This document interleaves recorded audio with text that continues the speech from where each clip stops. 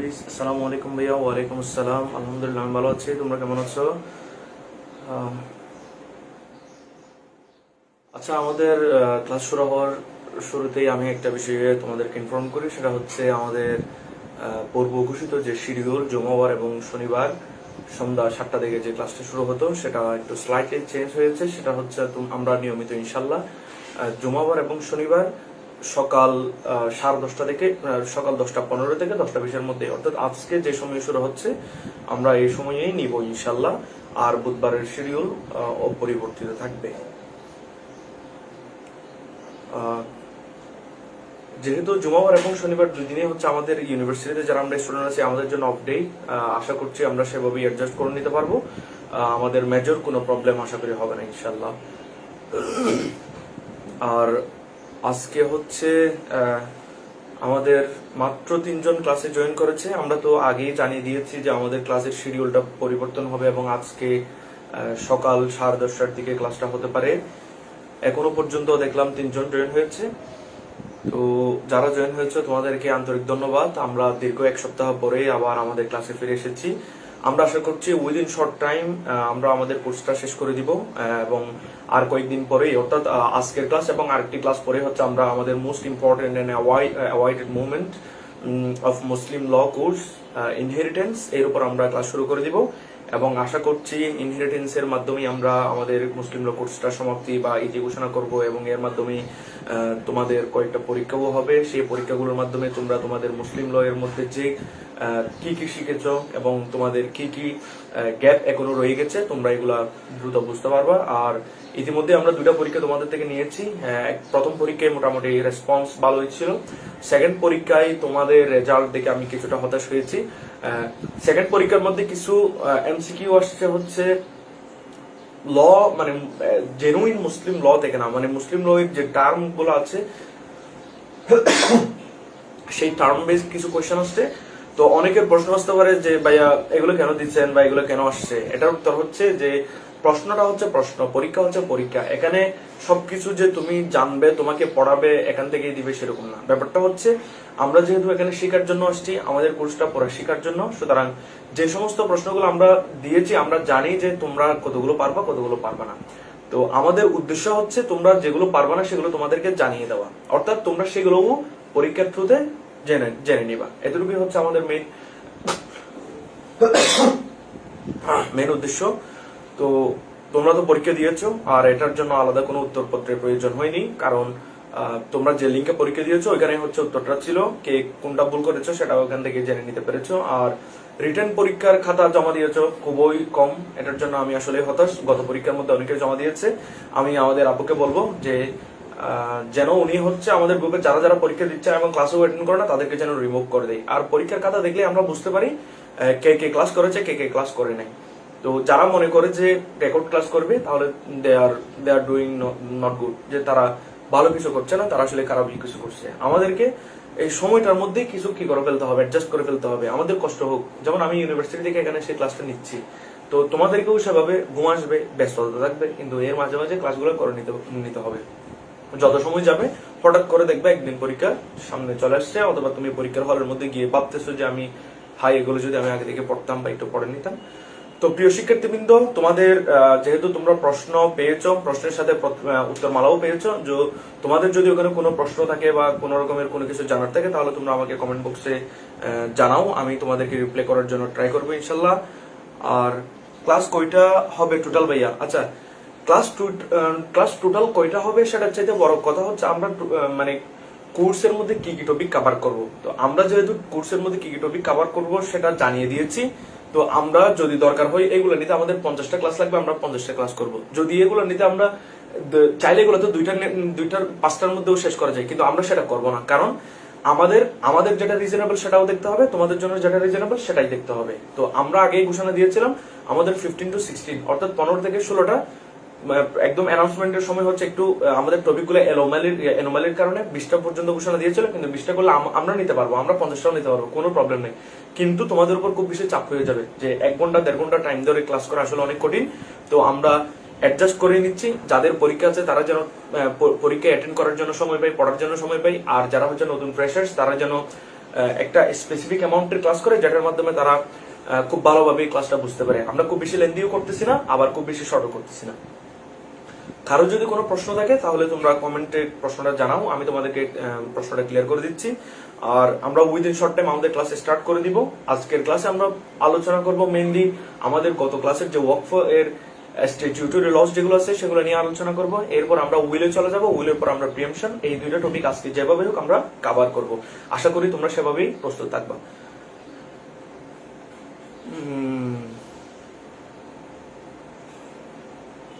কারো কোনো প্রশ্ন আছে?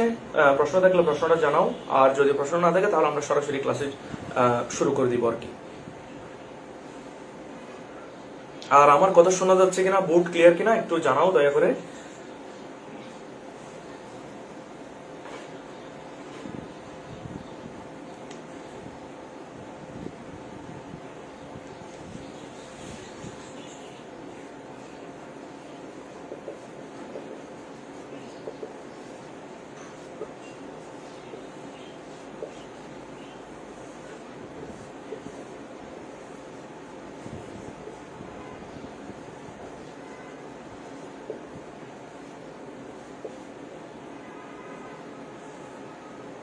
থ্যাংক ইউ নুসাইবা, নুসাইবা বলেছে শোনা যাচ্ছে, থ্যাংক ইউ।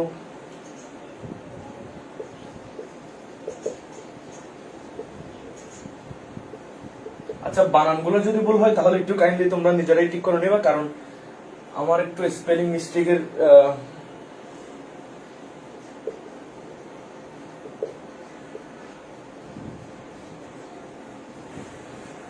একটা জিনিস আমি বারবার বলেছি, সেটা হচ্ছে আমরাও এখনো স্টুডেন্ট, আমরাও কিন্তু টিচার হইনি। তারপর হচ্ছে তোমরাও স্টুডেন্ট। একটা জিনিস কি, আমরা প্রথম বর্ষ পাশ করে এসেছি, সেকেন্ড ইয়ার পাশ করেছি, এখন থার্ড ইয়ারে পরীক্ষা দিব। পরীক্ষার হল যে অনুভূতিটা সবচেয়ে বেশি দুঃখজনক, সেটা হচ্ছে আমি যদি আরেকটু আগে কি করতাম, ক্লাসগুলো করে নিতাম,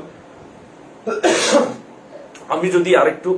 এবং একটা জিনিস আমি বলতে পারবো যে আমাদের যে মুসলিম ল ক্লাস, আমাদের যে হিন্দু ল ক্লাসটা হচ্ছে, সেগুলো যদি পুরোপুরি এক্সস্টিভ না, মানে যেভাবে সবকিছু গুছিয়ে বলা প্রয়োজন আমরা সবকিছু কভার করতে পারছি না সময়ের কারণে, অন্য কারণে, কিন্তু আমরা যেগুলো তোমাদেরকে পড়াচ্ছি this are the most important, এগুলোই হচ্ছে গুরুত্বপূর্ণ। প্রশ্ন হলে এখান থেকেই আসবে। এবং তুমি পরীক্ষার মধ্যে যদি ফেলও করো, কিন্তু মুসলিম ল এর এই বিষয়গুলো যদি তোমার জানা থাকে, তুমি আসলেই ভালো কিছু জানো। এখানে পরীক্ষার মার্কস দিয়ে তোমাকে যাচাই বাছাই করার চাইতে তুমি যদি এগুলো আসলেই জানো, তাহলে you are a good person, you have learned a lot. তুমি এগুলো আসলে, সেজন্য আমি বারবার বলতেছি, তোমাদের যারা ক্লাস করছে না তোমরা তাদেরকে একটু মেনশন দিতে পারো, যেন তারা ক্লাসে জয়েন করে। আর যারা ক্লাসে করছো তোমরা একটু মনোযোগ দিয়ে ক্লাসগুলো করবা। ঠিক আছে, তাহলে আমরা আমাদের ক্লাস শুরু করতে যাচ্ছি, যেহেতু কারো কোনো প্রশ্ন নাই। প্রিয় শিক্ষার্থীবৃন্দ, আমরা গত ক্লাসে আলোচনা করেছিলাম ওয়াকফ নিয়ে। ওয়াকফ হচ্ছে সেম, ওয়াকফ এর কিছু আইন কানুন, যেমন নাকি এসেনশিয়াল ভ্যালিড, এসেনশিয়াল কন্ডিশনস, এরপর হচ্ছে অন্যান্য ব্যাপারগুলো হুবহু গিফটের মতো। তবে আমরা যেটা আজকে জানবো সেটা হচ্ছে ক্লাসিফিকেশন অফ ওয়াকফ। ওয়াকফ এর প্রকারগুলো কি কি বলতেছে। ওয়াকফ তিন প্রকার, একটা হচ্ছে রিলিজিয়াস, আরেকটা হচ্ছে ফিলান্থ্রপিক, আরেকটা হচ্ছে ফ্যামিলি ওয়াকফ। রিলিজিয়াস ওয়াকফ হচ্ছে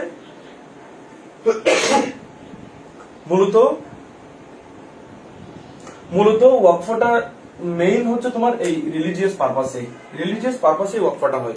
মানে অতীতকালে বা বর্তমান সময়ে, এরপর হচ্ছে বিভিন্ন ধর্মেও আছে যারা ধর্মানুরাগী, ধর্মীয় প্রতিষ্ঠান, এরপর হচ্ছে যারা ধর্ম চর্চা করে, তাদের জন্য নিজেদের প্রপার্টি গুলা দান করে, গিফট করে, বা যেটাকে একটা আলাদা নোশন দিয়ে বললে ওয়াকফ করে।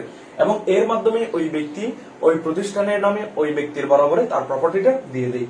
এবং যখন এই ধরনের প্রপার্টি দেওয়ার মাধ্যমে সে কোনো বিনিময় গ্রহণ করে না এবং কেবলমাত্র স্রষ্টার সন্তুষ্টি ইচ্ছা করে, কামনা করে, তখন সেটাকে বলা হয় রিলিজিয়াস গিফট। এবং এই রিলিজিয়াস গিফট বলতে স্পেসিফিকলি ওই ধরনের ওয়াকফকে বোঝায়, রিলিজিয়াস ওয়াকফ বলতে ওই ধরনের স্পেসিফিক ওয়াকফকে বোঝায় যেটার উদ্দেশ্য হচ্ছে আপনার রিলিজিয়াস পারপোজ। যেমন নাকি মসজিদের মাধ্যমে হচ্ছে সেখানে কি হবে, স্রষ্টার ইবাদত হবে। এরপর হচ্ছে আপনার মাদ্রাসার মধ্যে কি হবে, ধর্মচর্চা হবে। এরপর হচ্ছে সরাইখানার মধ্যে মুসাফিররা অবস্থান করবে। এরপর হচ্ছে আপনার খানকা, উদাহরণস্বরূপ খানকার মধ্যে কি হবে, ধর্মচর্চা হবে। এগুলোর সবগুলোর উদ্দেশ্য হচ্ছে ধর্মীয়। এবং এই কারণে যখন ওয়াকফটা এই সমস্ত উদ্দেশ্য হবে, তখন সেটাকে বলা হবে রিলিজিয়াস ওয়াকফ। 2 নম্বরের মধ্যে আসছে ফিলান্থ্রপিক। আমরা জানি ফিলান্থ্রপিস্ট বলা হয় যারা খুব বেশি মানে হিউম্যানিটেরিয়ান, মানে যারা মানব দরদি ফিলান্থ্রপি বলতে বোঝাই যখন কোন একটা ওয়াকফ এর উদ্দেশ্য হচ্ছে সাধারণ মানুষ বা আম জনতার উপকার সাধন করা, তখন সেটাকে বলা হয় ফিলান্থ্রপি। কিরকম? একটা রাস্তা দরকার এবং রাস্তার মাঝে রাস্তার পাশে একটা উদাহরণস্বরূপ একটা হচ্ছে আপনি কি করবেন, কি বলে এটা, যাত্রী ছাউনি নির্মাণ করবেন। কাদের জন্য? যাত্রী যারা চলাচল করে তারা যেন সেখানে রেস্ট নিতে পারে, তারা যেন সেখানে তাদের প্রয়োজনীয় মানে তাদের যদি কোনো প্রয়োজন থাকে, হাজত থাকে, তারা যেন সেটা পরিপূর্ণ করতে পারে। তো এটার মাধ্যমে তো আপনি ধর্মীয় উদ্দেশ্য না, কিন্তু স্রষ্টার করুণা পাওয়া, স্রষ্টার দয়া পাওয়া উদ্দেশ্য। বাট আপনি যে উদ্দেশ্যে দিচ্ছেন সেটা কোনো রিলিজিয়াস পারপোজ না, সেটা হচ্ছে ফিলান্থ্রপিক পারপোজ, অর্থাৎ সাধারণ জনগণের উদ্দেশ্য সাধন, সাধারণ জনগণের সাহায্যকরণ। আপনি রাস্তার জন্য জায়গা দিলেন, অথবা আপনি হচ্ছে একটা টিউবওয়েল করে দিলেন। টিউবওয়েল হচ্ছে পার্মানেন্টলি কি করা হয়, মাটিতে পোতা হয় আর কি, সাধারণ মানুষ সেখান থেকে পানি পান করবে। এরপরে হচ্ছে আপনি একটা কি করে দিলেন, সে ফর এক্সাম্পল আপনি একটা ভূমিতে একটা খেলার মাঠ দিয়ে দিলেন, একটা খেলার মাঠ যেখানে হচ্ছে সবাই খেলা করবে, অথবা সেখানে হচ্ছে ওয়াজ মাহফিল হবে, সাংস্কৃতিক অনুষ্ঠান হবে। এই সবগুলো হচ্ছে ফিলান্থ্রপিক পারপোজ। 3 নম্বরের মধ্যে আসতেছে হচ্ছে ফ্যামিলি ওয়াকফ। ফ্যামিলি ওয়াকফের আরেকটা নাম আছে, সেটাকে বলা হয় ওয়াকফ আলাল আওলাদ। এটা একটু জানুন, কারণ ফ্যামিলি ওয়াকফ বলতে আপনাদের হয়তো একটু চিনতে বা বুঝতে প্রথমে আপনার প্রাইমারি স্টেপ একটু কঠিন হয়ে যেতে পারে। সেটাকে বলা হয় ওয়াকফ আলাল আওলাদ। এবং এখান থেকে প্রশ্ন আসে, ওয়াকফ আলাল আওলাদ থেকে প্রশ্ন আসে, ওয়াকফ আলাল আওলাদ থেকে প্রশ্ন আসে। এটা আপনাদেরকে একটু কি করতে হবে, ভালো মতো জানতে হবে। ফ্যামিলি ওয়াকফের অপর নাম হচ্ছে ওয়াকফ আলাল আওলাদ। ওয়াকফ আলাল আওলাদ হচ্ছে আপনি যখন ওয়াকফটা করবেন, সেই ওয়াকফ করার সময় ওই ওয়াকফ ডিড যেটা আছে, ওয়াকফের যে রেজিস্ট্রেশন বা ফর্ম যেটা আছে, সেখানে এমন একটা কন্ডিশন দিবেন যে কন্ডিশনের মধ্যে আপনার পরিবারের সদস্যরা ইনক্লুড থাকবে। পরিবারের সদস্য একজনও হতে পারে, দুজনও হতে পারে, অনেকেও হতে পারে, এবং ইনক্লুড থাকবে সাথে সাথে তারা হচ্ছে ওই ক্ষেত্রে অগ্রাধিকার পাবে। অর্থাৎ উদাহরণ দিয়ে বলি, যেমন একটা হচ্ছে পুকুর, একটা হচ্ছে মসজিদ, এটা হচ্ছে আপনার মসজিদ ধরেন, মসজিদ, এটা হচ্ছে মসজিদ। আমি তো আবার আর্টও ভালো মতো করতে পারি না, কেমন বুঝাবো। এটা হচ্ছে মসজিদ, আর এটা হচ্ছে মসজিদের পাশে পুকুর। এটা হচ্ছে পুকুর আপনার। এই পুকুরের মধ্যে আপনি হচ্ছে মসজিদের জন্য ওয়াকফ করেছেন, এই পুকুরের জন্য অর্থাৎ মসজিদের জন্য ওয়াকফ করছেন, মানে আপনি পুকুরটাও হচ্ছে মসজিদের ওয়াকফের মধ্যে চলে আসছে। এই পুকুরের মধ্যে মাছ চাষ হয় এবং সেখানে বড় বড় মাছ হয়, যে মাছগুলা বিক্রি করে মসজিদের কি করা হয়, আপনার খরচ অথবা অন্যান্য প্রয়োজনীয় ব্যাপারগুলা সম্পাদন করা হয়। সে ফর এক্সাম্পল এই মসজিদের জন্য 90,000 টাকা আপনার বাৎসরিক খরচ আছে। এই পুকুর থেকে আপনার ধরেন 1,20,000 অথবা 30,000 টাকা করে মাছ বিক্রি করা হয়।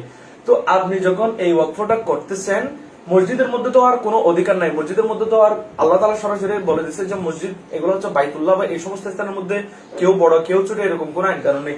কিন্তু যখন এই পুকুরের পারপাসে আপনি লিখে দিলেন যে এই পুকুরের যে মাছ উৎপাদন হয় সেখানে 10 ভাগের 1 ভাগ, কত 10 ভাগের 1 ভাগ হচ্ছে আমার পরিবারের ছেলে মেয়েরা পাবে। কিসের জন্য? তারা আহার করার জন্য, তারা ভরণ পোষণের জন্য।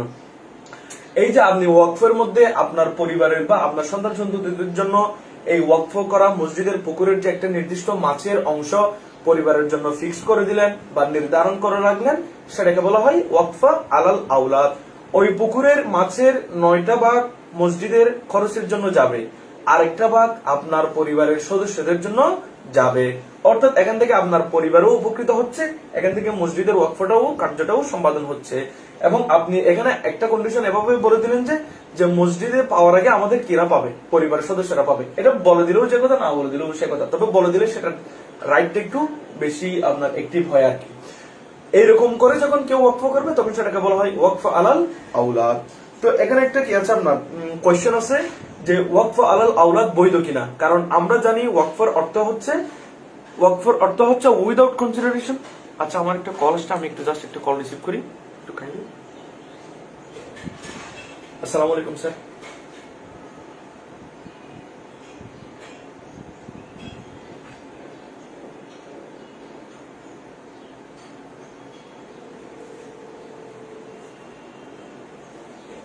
আসসালামু আলাইকুম স্যার।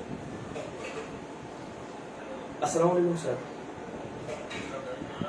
আছি আলহামদুলিল্লাহ স্যার, আপনি ভালো আছেন?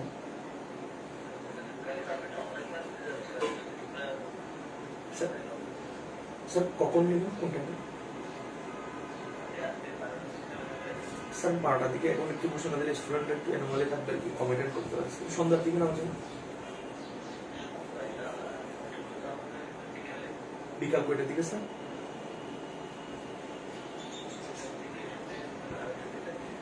আচ্ছা ঠিক আছে স্যার, তাহলে আমি স্যার 2:30 দিচ্ছি, আপনি একটু মানে 3টার আগে করে স্টার্ট করবেন আর কি। এখন স্যার শীতকাল তো একটু মানে স্টুডেন্টরা হয়তো জয়েন করতে লেট করতে পারে, ওই জন্য।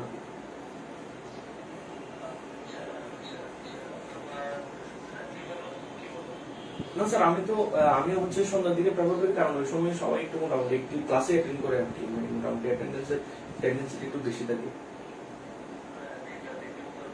জি স্যার।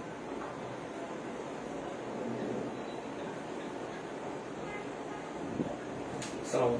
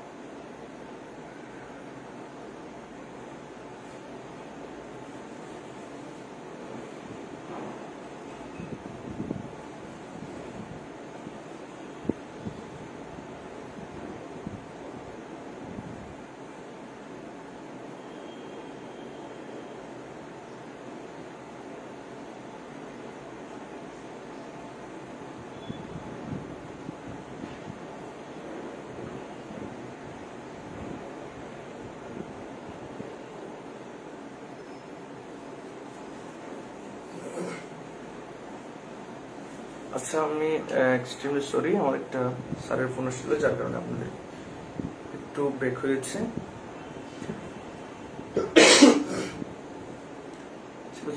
আচ্ছা, আশা করি সবাই শুনতে পাচ্ছেন।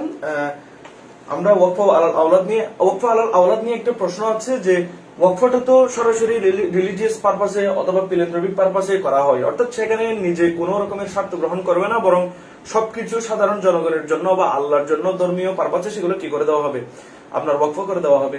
তো এখানে ওয়াকফের মধ্যে যে এক্সক্লুসিভলি নিজের পরিবারের সদস্যদের জন্য একটা কি করা হচ্ছে, আপনার রাইট অথবা একটা সুবিধা যে ইনক্লুসিভলি রেখে দেওয়া হচ্ছে, সেটার ভ্যালিডিটিটা কিরকম। তো এটার জন্য একটা মামলা আছে, সেই মামলার নাম হচ্ছে province of East Pakistan versus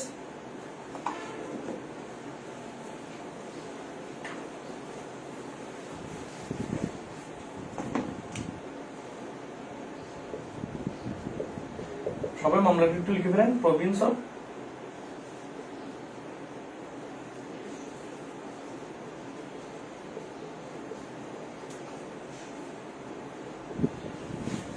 east Pakistan versus Mehdi Ali খান।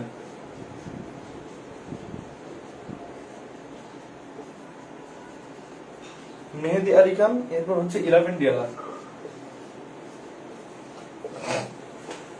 সবাই মামলাটা একটু লিখে নেন, মামলাটা কি দেখা যাচ্ছে?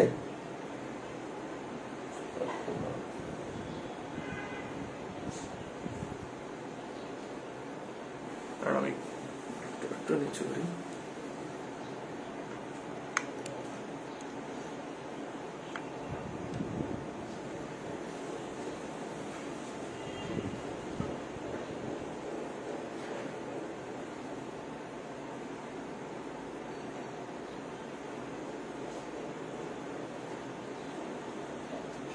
এই মামলার মধ্যে জাজমেন্ট আসছে, সেটা হচ্ছে ওয়াকফ created exclusively for the benefit of the Waqif family members are not considered void। অর্থাৎ এখানে বলা হচ্ছে যে এই মামলার মধ্যে আদালত বলেছে যে কেউ যদি নিজের পরিবারের সদস্যদের জন্য এক্সক্লুসিভলি কোন একটা রাইট রিজার্ভ রাখে তার ওয়াকফের মাধ্যমে, তখন সেই ওয়াকফটা কি হবে না, ভয়েড হবে না। কিন্তু যদি শুধুমাত্র নিজের ফ্যামিলি মেম্বারদের জন্য ওয়াকফ করে, তখন সেটা কি হয়ে যাবে, ভয়েড হয়ে যাবে। এই মামলাটা হচ্ছে ওয়াকফ আলাল আওলাদ নিয়ে, এবং এই মামলার মধ্যে আদালত রায় দিয়েছে যে যদি কোনো ব্যক্তি এক্সক্লুসিভলি নিজের ফ্যামিলি মেম্বারদের জন্য ওয়াকফ করে, সে ফর এক্সাম্পল আপনি আপনার ছেলে মেয়ে নাতি পুতনি এগুলোর জন্য যদি শুধু ওয়াকফ করেন, তাহলে সেই ওয়াকফ ভয়েড হবে, সেই ওয়াকফের কোনো ভ্যালিডিটি নেই। কিন্তু যখন ওয়াকফ করার পরে অর্থাৎ ওয়াকফের যে ব্যাপারটা আছে, ওয়াকফের যে প্রপার্টি আছে, সেখানে যদি এক্সক্লুসিভলি আপনার ফ্যামিলি মেম্বারদের জন্য একটা অংশের যদি রাইটটা রাখেন, তখন সেই কারণে সেটা কি হয়ে যাবে না, ভয়েড হবে না। যদি শুধুমাত্র ফ্যামিলির সদস্যদের জন্য করেন তখন সেটা ভয়েড। আর যদি কোনো একটা ওয়াকফ থেকে নিজের পরিবারের জন্য বা পরিবারের সদস্যের জন্য একটা অংশকে আপনি রেখে দেন আপনার তাদের কিসের জন্য, নাফাকা বা তাদের মেনটেন্যান্সের জন্য বা তাদের উপকারের জন্য, তখন সেটার কারণে কি হবে না, পুরো ওয়াকফটা ভয়েড হবে না। এই হচ্ছে ফ্যামিলি ওয়াকফ বা ওয়াকফ আলাল আওলাদ নিয়ে আলোচনা। আপনাদের কাছে আলোচনাগুলো ক্লিয়ার কিনা একটু বলেন তো।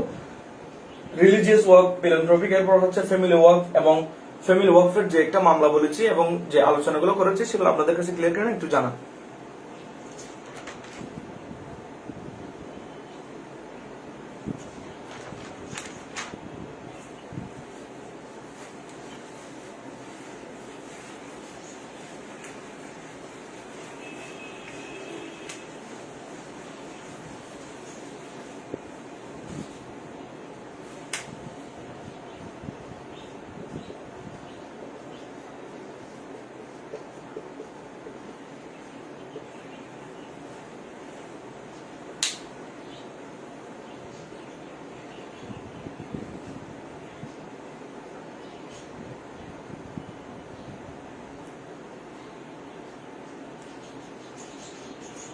আচ্ছা, থ্যাংক ইউ।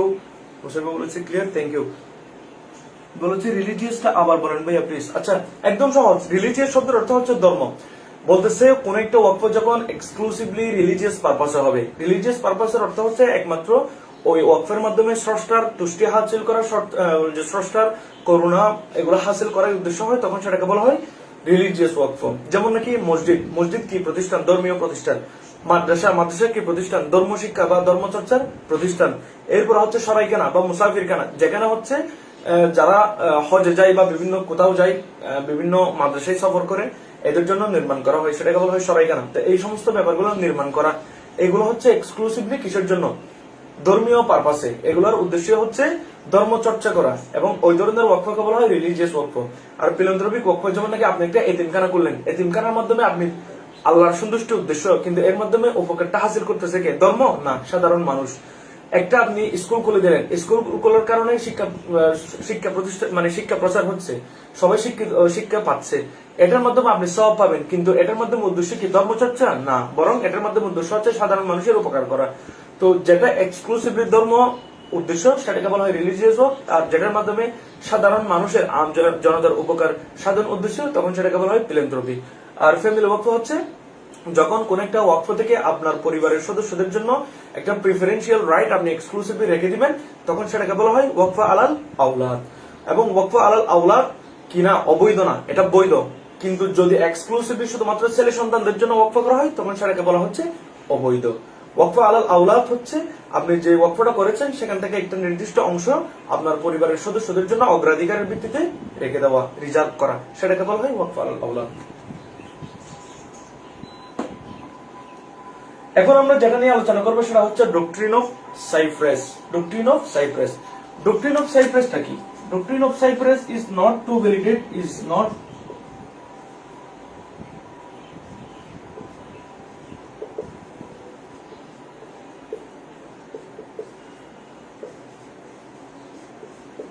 এই লাইনটা কিন্তু most important. Doctrine of cy pres এর মাধ্যমে একটা ভয়েড ওয়াকফকে ভ্যালিড করার কিনা উদ্দেশ্য না।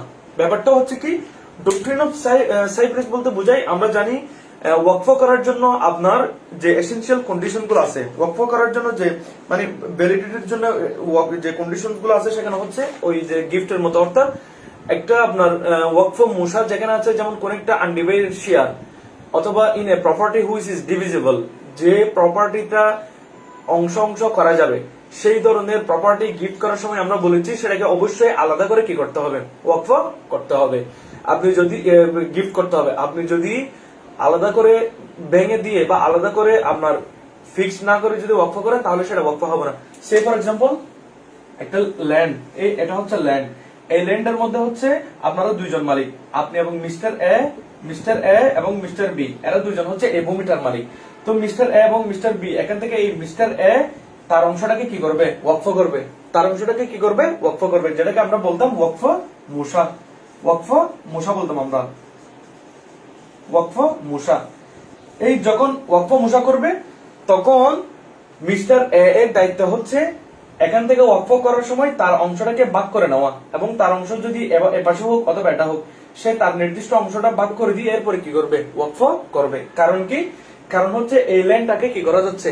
ভাগ করা যাচ্ছে, এটাকে আলাদা করা যাচ্ছে, চিহ্নিত করা যাচ্ছে। এবং সে যদি এটাকে চিহ্নিত না করে কি করে? ওয়াকফ করে, তখন সেটাকে বলা হয়েছিল, সেটাকে বলা হয় ভয়েড। এবং এরকম সব প্রপার্টি যদি কেউ গিফট করে তখন সেটাকে বলা হয় ভয়েড গিফট, আর ওয়াকফ করলে তখন সেটাকে বলা হয় ভয়েড ওয়াকফ। তবে এখানে একটা কি রাখছে? আপনার এক্সেপশন রাখছে। কি বললাম? এখানে একটা এক্সেপশন রাখছে। এক্সেপশনটা কিরকম? এই যে এখানে এই যে এক্সেপশনটার নাম হচ্ছে ডক্ট্রিন অফ সাইপ্রেস। বলতেছে ধরেন মিস্টার এ এই প্রপার্টিটাকে আলাদা না করে, সে ভাগ না করে ওয়াকফ করে দিল। তো এখন প্রশ্ন হচ্ছে ভাই এই ওয়াকফটা তো বয়েড, কিন্তু বলতেছে যেহেতু তার উদ্দেশ্য হচ্ছে ওয়াকফ করা, ধর্মের উপকার করা, সাধারণ মানুষের উপকার করা, তো শুধুমাত্র একটা জিনিস অস্পষ্ট, মানে ভেগুইউনেস, এখানে একটা কি আছে? অস্পষ্ট আছে। কোন অংশটা তার, সেটা নিয়ে কি আছে? আপনার ভেগুইউনেস আছে বা অস্পষ্ট আছে, অথবা তার অংশটা কোন দিকে, এইদিকে নাকি এদিকে, সেটা অনির্দিষ্ট। ভেগুইউনেস এবং আনসার্টেনিটি, এটার কারণে পুরা ওয়াকফটাকে ভয়েড করার কি নাই? দরকার নাই। তাহলে আমরা কি করব? এই ওয়াকফটাকে আমরা ইরেগুলার বলবো। কিরকম? যে এই মিস্টার এ যদি পরবর্তীতে মিস্টার বির সাথে কথা বলে যদি এরকম একটা দাগ দিয়ে কোনটা ওয়াকফ করেছে, কোনটা তার জায়গায়, সেটা যদি আপনার মার্ক করে দেয়, তখন এটা কি হয়ে যাবে? রেগুলার ওয়াকফ, অর্থাৎ ভ্যালিড ওয়াকফ হয়ে যাবে। এই যে একটা ভয়েড ওয়াকফকে আমরা ভয়েড বলতেছি না, কি কারণে? কারণ এটাকে যদি আমরা ভয়েড বলি তাহলে সে যে একটা রিলিজিয়াস পারপাসে কাজটা করতেছে, এটার মাধ্যমে তার কোনো নিজের স্বার্থ হাসিল করার উদ্দেশ্য নাই, অথবা কোন একটা স্পেসিফিক মানুষকে স্বার্থ দেওয়ার উদ্দেশ্য নাই। সে যে উদ্দেশ্যটা হাসিল করতে চাচ্ছে সেই উদ্দেশ্যটাই কি হয়ে যাচ্ছে? বাতিল হয়ে যাচ্ছে। এবং এটা থেকে রক্ষার জন্য বলবো না, যে এক্ষেত্রে কঠোরতা অবলম্বন না করে সহজত পন্থা অবলম্বন করার নামই হচ্ছে ডক্ট্রিন অফ সাইপ্রেস। এই জন্য পূর্বে বলে দিয়েছে আপনি সব জায়গায় এই ডক্ট্রিন অ্যাপ্লাই করতে পারবেন না, সেজন্য বলে দিয়েছে কোন একটা ভয়েড ওয়াকফকে আপনি কি করতে পারবেন না? এই ডক্ট্রিন অফ সাইপ্রেস অ্যাপ্লাই করে রেগুলার ভ্যালিড করতে পারবেন না। স্পেসিফিকলি দুইটা জিনিস থাকলে তখনই হচ্ছে আপনি সেখানে এই রুলটা অ্যাপ্লাই করতে পারবেন। সেই রুলগুলো কি কি? একটা হচ্ছে ভেগুইনেস, VSGUE, ভেগুইনেস বানানটা কিরকম? আচ্ছা ঠিক আছে, ভেগুইনেস। আর দুই নম্বর হচ্ছে আনসার্টেনিটি। এই দুইটা প্রবলেম যখন কোন একটা ওয়াকফের মধ্যে পাওয়া যাবে, সেই ওয়াকফটাকে আপনি ডক্ট্রিন অফ সাইপ্রেস অ্যাপ্লাই করে সেই বইটাকে আপনি কি করতে পারবেন? ভ্যালিড ওয়াকফ করতে পারবেন। এবং এই ডক্ট্রিনটার নামই হচ্ছে ডক্ট্রিন অফ সাইপ্রাস।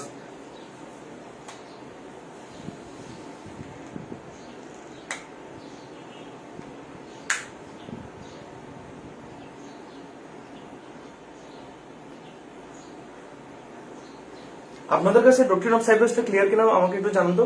আপনারা চাইলে এগুলো ইন্টারনেটের মধ্যে চার্জ দিয়ে এখানে অনেক বিস্তারিত তথ্য পাবেন, কিন্তু ডক্ট্রিন অফ সাইপ্রাস জিনিসটা কি, আমি এই জাস্ট সংক্ষেপে আপনাদেরকে সেই জিনিসটা জানালাম। আপনাদের যদি আরো তথ্য জানতে হয় তাহলে আপনারা টেক্সট বুকের মধ্যে এগুলো নিয়ে পড়তে পারেন। ওইখানে ডক্ট্রিন অফ সাইপ্রাস এর কেস রেফারেন্স গুলো আছে। এটা নিয়ে প্রশ্নের মধ্যেও আসে যে ডক্ট্রিন অফ সাইপ্রাসটা কি। আর অনেকে হচ্ছে ডক্ট্রিন অফ সাইপ্রাসটাকে গিফটের ক্ষেত্রে অ্যাপ্লাই করে দেয়, বলে যে গিফটে এরকম ওয়াকফ মুসার, কারণ এখানে ওয়াকফ মুসার কথা আসছে। আমরা এই তারপর হচ্ছে গিফটের মধ্যেও কি আছে? মশা আছে। তো সেই জন্য অনেকে ভুল করে তখন এটার সাথে গুলিয়ে ফেলে। আপনাদেরকে এক্সক্লুসিভলি মনে রাখতে হবে, সেম জিনিস যদি আপনার গিফটের ক্ষেত্রে হয় তখন সেই গিফটটা ভয়েড। আমরা সরাসরি বলেছি সেখানে কোন রকমের ভ্যালিড করার কি নেই, সুযোগ নেই। কিন্তু শুধুমাত্র ওয়াকফের ক্ষেত্রে এই ডক্ট্রিন অফ সাইপ্রাসটাকে অ্যাপ্লাই করা যাবে। কি কারণে? কারণ যে মানুষটা ওয়াকফ করতেছে তার কোনো দুনিয়াবী উদ্দেশ্য হাসিল করার উদ্দেশ্য নাই, বরং কেবলমাত্র পরকালীন অথবা আপনার স্রষ্টার দিকে করুণা হাসিল করার উদ্দেশ্য। সুতরাং এক্ষেত্রে কঠোরতা অবলম্বন না করে কি করা হচ্ছে? সহযোগিতা অবলম্বন করা হচ্ছে। সবার কাছে একটু ক্লিয়ার কিনা একটু জানান। আমরা এরপরে চলে যাব হচ্ছে statutory laws regarding waqf in Bangladesh. বাংলাদেশে ওয়াকফ নিয়ে কি কি আইন কানুন আছে এবং আমাদেরকে ওখান থেকে কি কি জিনিসগুলো জানতে হবে, আমরা এখন সেটা নিয়ে আলোচনা করবো। আপনারা এর আগে আমাকে ডক্ট্রিন অফ সাইপ্রাসটা ক্লিয়ার কিনা একটু জানান।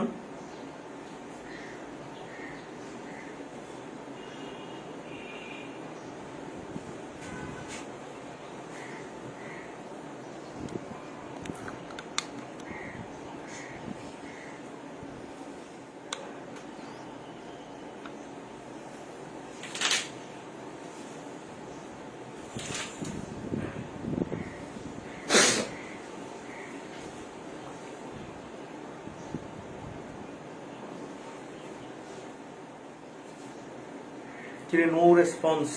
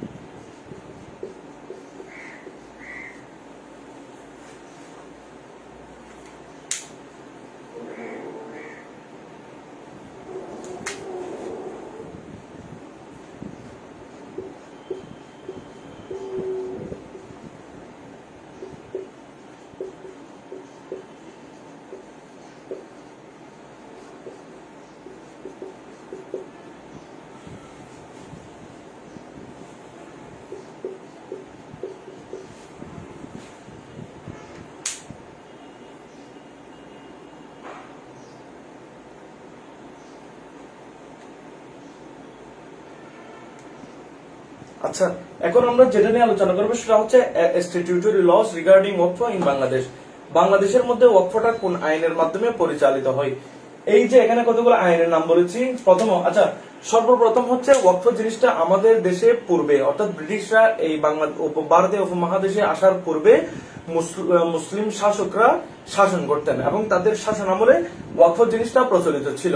কারণ ওয়াকফটা হচ্ছে আমাদের ইসলাম ধর্মের জন্য এক্সক্লুসিভ একটা পার্ট আর কি। আমাদের মুসলিম ধর্মের মধ্যে হচ্ছে ওয়াকফ ব্যাপারটা মানে ওয়াকফ নামে প্রচলিত হয়েছে এবং এরই ধারাবাহিকতায় ভারতীয় উপমহাদেশের মধ্যে ওয়াকফ নিয়ে যে আইন কানুন আছে সেগুলো প্রচলিত ছিল। বুঝা যাচ্ছে না? নেটের সাথে এটা হচ্ছে 49 নেটটা হচ্ছে 49, এটা হচ্ছে 40, এটা হচ্ছে 49, এটা হচ্ছে 50। আচ্ছা, এগুলো আপনারা এই নেটেক সেটেক এগুলো আপনারা পড়বেন থার্ড ইয়ারের মধ্যে। ল্যান্ড লতে আপনাদেরকে সেগুলো পড়ানো হবে। যে ইউনিভার্সিটিতে পড়ান না কেন, নেটেক সেটেক আপনাদেরকে বিস্তারিত আকারে পড়ানো হবে। আচ্ছা, যেটা নিয়ে আমরা আলোচনা করছিলাম সেটা হচ্ছে ভারতীয় উপমহাদেশের কাজীরা হচ্ছে ওয়াকফ নিয়ে তাদের ধর্মীয় আইন, ইসলামী যে শরীয়ত আছে সেই শরীয়তের আলোকে ওয়াকফ আইনগুলা পরিচালনা করতেন। যখন ব্রিটিশরা ভারতীয় উপমহাদেশে আসলো এবং তারা আইন কানুনগুলা রেগুলেট করতে লাগলো, তখন তারা বড় ধরনের সমস্যায় পড়লো। তাদের সমস্যাটা এই কারণে যে কারণ ইংলিশ লতে ওয়াকফ নিয়ে কোনো আইন কানুন ছিল না।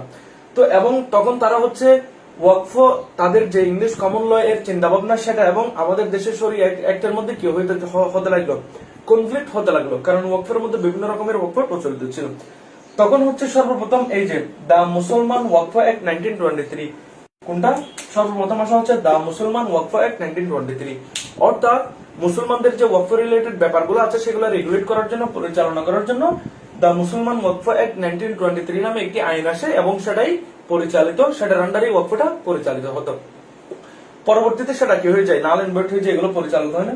এরপরে আসা হচ্ছে দা বেঙ্গল ওয়াকফ অ্যাক্ট 1934, সেকেন্ড ফেজের মধ্যে দ্বিতীয় পর্যায়ে আসে দা বেঙ্গল ওয়াকফ অ্যাক্ট 1934 এবং সর্বশেষ এই দুটোটাই হচ্ছে আপনার বাংলাদেশের মধ্যে এখন তেমন পরিচালিত নাই। এখন যেটা পরিচালিত সেটা হচ্ছে খুব বেশি পরিচালিত সেটা হচ্ছে সেটেক এবং নেটেক। সেটেক নেটেক হচ্ছে non agricultural tenancy act 1949, non agricultural tenancy act 1949, আর একটা হচ্ছে সেটেক estate acquisition and tenancy act 1950, এটা হচ্ছে estate acquisition and tenancy act 1950, একটা এক বছর আগে, একটা হচ্ছে এক বছর পরে। এবং এই আইনের মধ্যে হচ্ছে আপনার এই সেকশন 24, এটার মধ্যে হচ্ছে সেকশন 24 আর এটা হচ্ছে আপনার সেকশনটা আমার এক্সক্লুসিভলি মনে নেই এই মুহূর্তে। আপনারা হচ্ছে সেটেট এবং নেটেক্টের মধ্যে যদি ওয়াকফ নিয়ে চার্জ করেন, নেটের মধ্যে ওয়াকফ লস রিলেটেড ওয়াকফ ইন সেটেট এন্ড নেটেক, তখন হচ্ছে আপনারা দেখবেন এক্সক্লুসিভলি যে সমস্ত সেকশনগুলো আছে সেগুলো চলে আসবে। তবে মজার ব্যাপার হচ্ছে আমাদের ফার্স্ট ইয়ারের মুসলিম ল এর জন্য আমরা ওয়াকফ এর যে শরীয়ত আইনগুলো ইতিমধ্যে জেনেছি, ডক্ট্রিন অফ সাইপ্রাস, এরপর হচ্ছে এসেনশিয়াল কন্ডিশনস অফ ভ্যালিড ওয়াকফ, এরপর হচ্ছে ওয়াকফ কই ধরনের, এগুলোই যথেষ্ট। এখান থেকে তেমন কি দরকার নেই, আইন কানুন দরকার নেই। আপনার জাস্ট কোন আইনের মাধ্যমে সেগুলো রেগুলেট হয় এতটুকু জানলেই হবে। এরপরে আমরা জানবো সেটা হচ্ছে মুতাওয়াল্লি। মুতাওয়াল্লিটা হচ্ছে গুরুত্বপূর্ণ।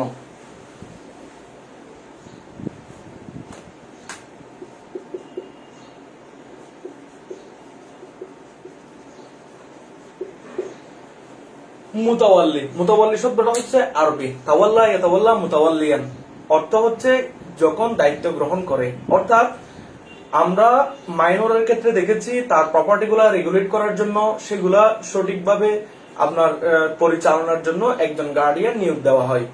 অনুরূপভাবে ওয়াকফটা যেহেতু রিলিজিয়াস পারপাসে হয় অথবা ফিলান্থ্রপিক অথবা ফ্যামিলি ওয়াকফ হয়, যে ধরনের ওয়াকফই হোক না কেন, সেই ওয়াকফ প্রপার্টিটাকে পরিচালনা করার জন্য একজন মানুষ নিয়োগ করতে হয়। সেই মানুষটার নাম হচ্ছে, সেই মানুষটার নাম মানে সেই পোস্টটার নামই হচ্ছে মুতাওয়াল্লি, অর্থাৎ যে পরিচালনা করে। এখন প্রশ্ন হচ্ছে মুতাওয়াল্লিটা কে, মুতাওয়াল্লিটা হওয়ার জন্য কি কি যোগ্যতা প্রয়োজন এবং মুতাওয়াল্লির কি কি ক্ষমতা। তিনটা প্রশ্ন করেছি, একটা হচ্ছে মুতাওয়াল্লি কে, 2 নম্বর হচ্ছে কি কি তার মানে কি কি দায়ী দায়িত্ব, এরপর হচ্ছে 4 নম্বরের মধ্যে 3 নম্বরের মধ্যে আসতে হচ্ছে কাকে তখন কখন রিমুভ হয়ে যায়, কখন তাকে রিমুভ করা যায়, কখন রিমুভ করা যায়, রিমুভাল আর কি। 1 নম্বর হচ্ছে কে মুতাওয়াল্লি। প্রথমে বলতেছে দ্য ফাউন্ডার অফ দি ওয়াকফ has power to appoint the first মুতাওয়াল্লি and after that according to the appointed মুতাওয়াল্লি অর ফাউন্ডার। প্রথম কথা হচ্ছে মুতাওয়াল্লিকে, এটার প্রশ্নের উত্তর দুইটা। 1 নাম্বার, যে ব্যক্তি ওয়াকফটা করতেছে, যে ওয়াকফকারী, সে নিজেও চাইলে কি হতে পারবে, মুতাওয়াল্লি হতে পারবে।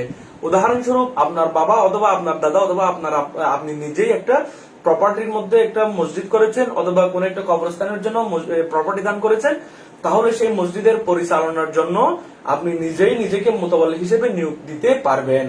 এবং এটা হচ্ছে আপনার অগ্রাধিকার, যে প্রপার্টিটা দান করবে তার যদি সে যদি উপযুক্ত হয়, সে যদি মসজিদের গুরুত্ব বুঝে, মসজিদ কিভাবে পরিচালনা করতে হয় সে সম্পর্কে তার আইডিয়া থাকে, অর্থাৎ ওয়াকফ প্রপার্টি কিভাবে পরিচালনা করতে হয় সেই ব্যাপারে যদি তার আইডিয়া থাকে, তাহলে সে নিজেও ফাউন্ডার, সে নিজেও ওয়াকফের জন্য মুতাওয়াল্লি হতে পারবে। 1 দ্বিতীয় নম্বর বলতেছে ওয়াকফ করার পরে মুতাওয়াল্লি নিয়োগ করবে ফাউন্ডার অফ দি ওয়াকফ, অর্থাৎ ওয়াকিফ, এক কথাই ওয়াকিফ। যে ওয়াকফটা করবে তাকে বলা হয় ওয়াকিফ। ওয়াকিফ কাকে নিয়োগ করতে পারবেন, মুতাওয়াল্লি নিয়োগ করতে পারবেন। এবং সে কিভাবে নিয়োগ করবে, সে হচ্ছে তার পছন্দের যাকে উপযুক্ত মনে হয় তাকে নিয়োগ করবে, এবং নিয়োগ করার পরে আপনার ওয়াকফ অ্যাক্ট যেটা সেকশন 8 এর মাধ্যমে মুতাওয়াল্লি যে আইন কানুন আছে সে অনুযায়ী কি করে দিবে, আপনার রেজিস্ট্রেশন করে দিবে। এবং পরবর্তীতে মুতাওয়াল্লি কে হবে, পরবর্তী মুতাওয়াল্লি কে হবে, সেটার জন্য যে ফাউন্ডার সে চাইলে কি করে দিতে পারবে, একটা লিস্ট করে দিতে পারবে যে ধরেন 2024 সালে হচ্ছে অমুক মুতাওয়াল্লি থাকবে, সে যদি মারা যায় তাহলে মিস্টার ওয়াই মুতাওয়াল্লি হবে, মিস্টার ওয়াই যদি মারা যায় মিস্টার জেড মুতাওয়াল্লি হবে। এভাবে চাইলে সে একটা স্কিম দিতে পারবে। আরেকটা হচ্ছে আপনার কোর্ট, চাইলে কোর্ট অ্যাপয়েন্টেড মুতাওয়াল্লি, যেগুলো হচ্ছে রাষ্ট্রীয় প্রপার্টি এবং যেগুলো হচ্ছে ওয়াকফ স্টেটের মাধ্যমে পরিচালিত হয়, যেগুলোকে ওয়াকফ স্টেট বলা হয়, অর্থাৎ ওয়াকফ প্রপার্টি যেগুলো সরকারের আন্ডারে, সেখানে সরকার নিজ থেকে যেটাকে বলা হয় ডিস্ট্রিক্ট কমিশনার, উনি হচ্ছে কি দিবেন, মুতাওয়াল্লি নিয়োগ দিবেন, অথবা ওয়াকফ স্টেটের ধর্ম মন্ত্রণালয় যেটা আছে সেই ধর্ম মন্ত্রণালয় বিজ্ঞপ্তির মাধ্যমেই মুতাওয়াল্লি নিয়োগ দিবে যাকে তারা উপযুক্ত মনে করে। আমরা 3 ধরনের মুতাওয়াল্লি পেলাম, একটা হচ্ছে ফাউন্ডার নিজে মুতাওয়াল্লি হতে পারে, দ্বিতীয় নম্বর বলেছি মুতাওয়াল্লি যে ওয়াকিফ অর্থাৎ ওয়াকফ করেছে সে চাইলে কোন একজন মুতাওয়াল্লিকে অ্যাপয়েন্ট করতে পারে, সর্বশেষ বলেছি যেগুলো রাষ্ট্রীয় প্রপার্টি বা রাষ্ট্রীয় সম্পদ, যেমন নাকি আমাদের দেশে হচ্ছে বাইতুল মুকাররম মসজিদ, এরপর হচ্ছে বাইতুল ফালাহ মসজিদ চট্টগ্রাম, এগুলোর জন্য সরকার নিজ থেকে যাকে উপযুক্ত মনে হয় সেরকম একজন গভর্নমেন্ট অফিসিয়াল অথবা নন গভর্নমেন্ট অফিসিয়াল কি দিতে পারবে, মুতাওয়াল্লি হিসেবে নিয়োগ দিতে পারবে। দ্বিতীয় নম্বর মধ্যে লিখেছি কি কি দায়িত্ব। মুতাওয়াল্লি যিনি হবেন তার দায়িত্ব কি শুধুমাত্র নামটা ফেসবুকের মধ্যে লিখে দেওয়া, মুতাওয়াল্লি অফ বাইতুল ফালাহ মসজিদ অথবা মুতাওয়াল্লি অফ অমুক এতিমখানা অথবা মুতাওয়াল্লি অফ অমুক এলাকা?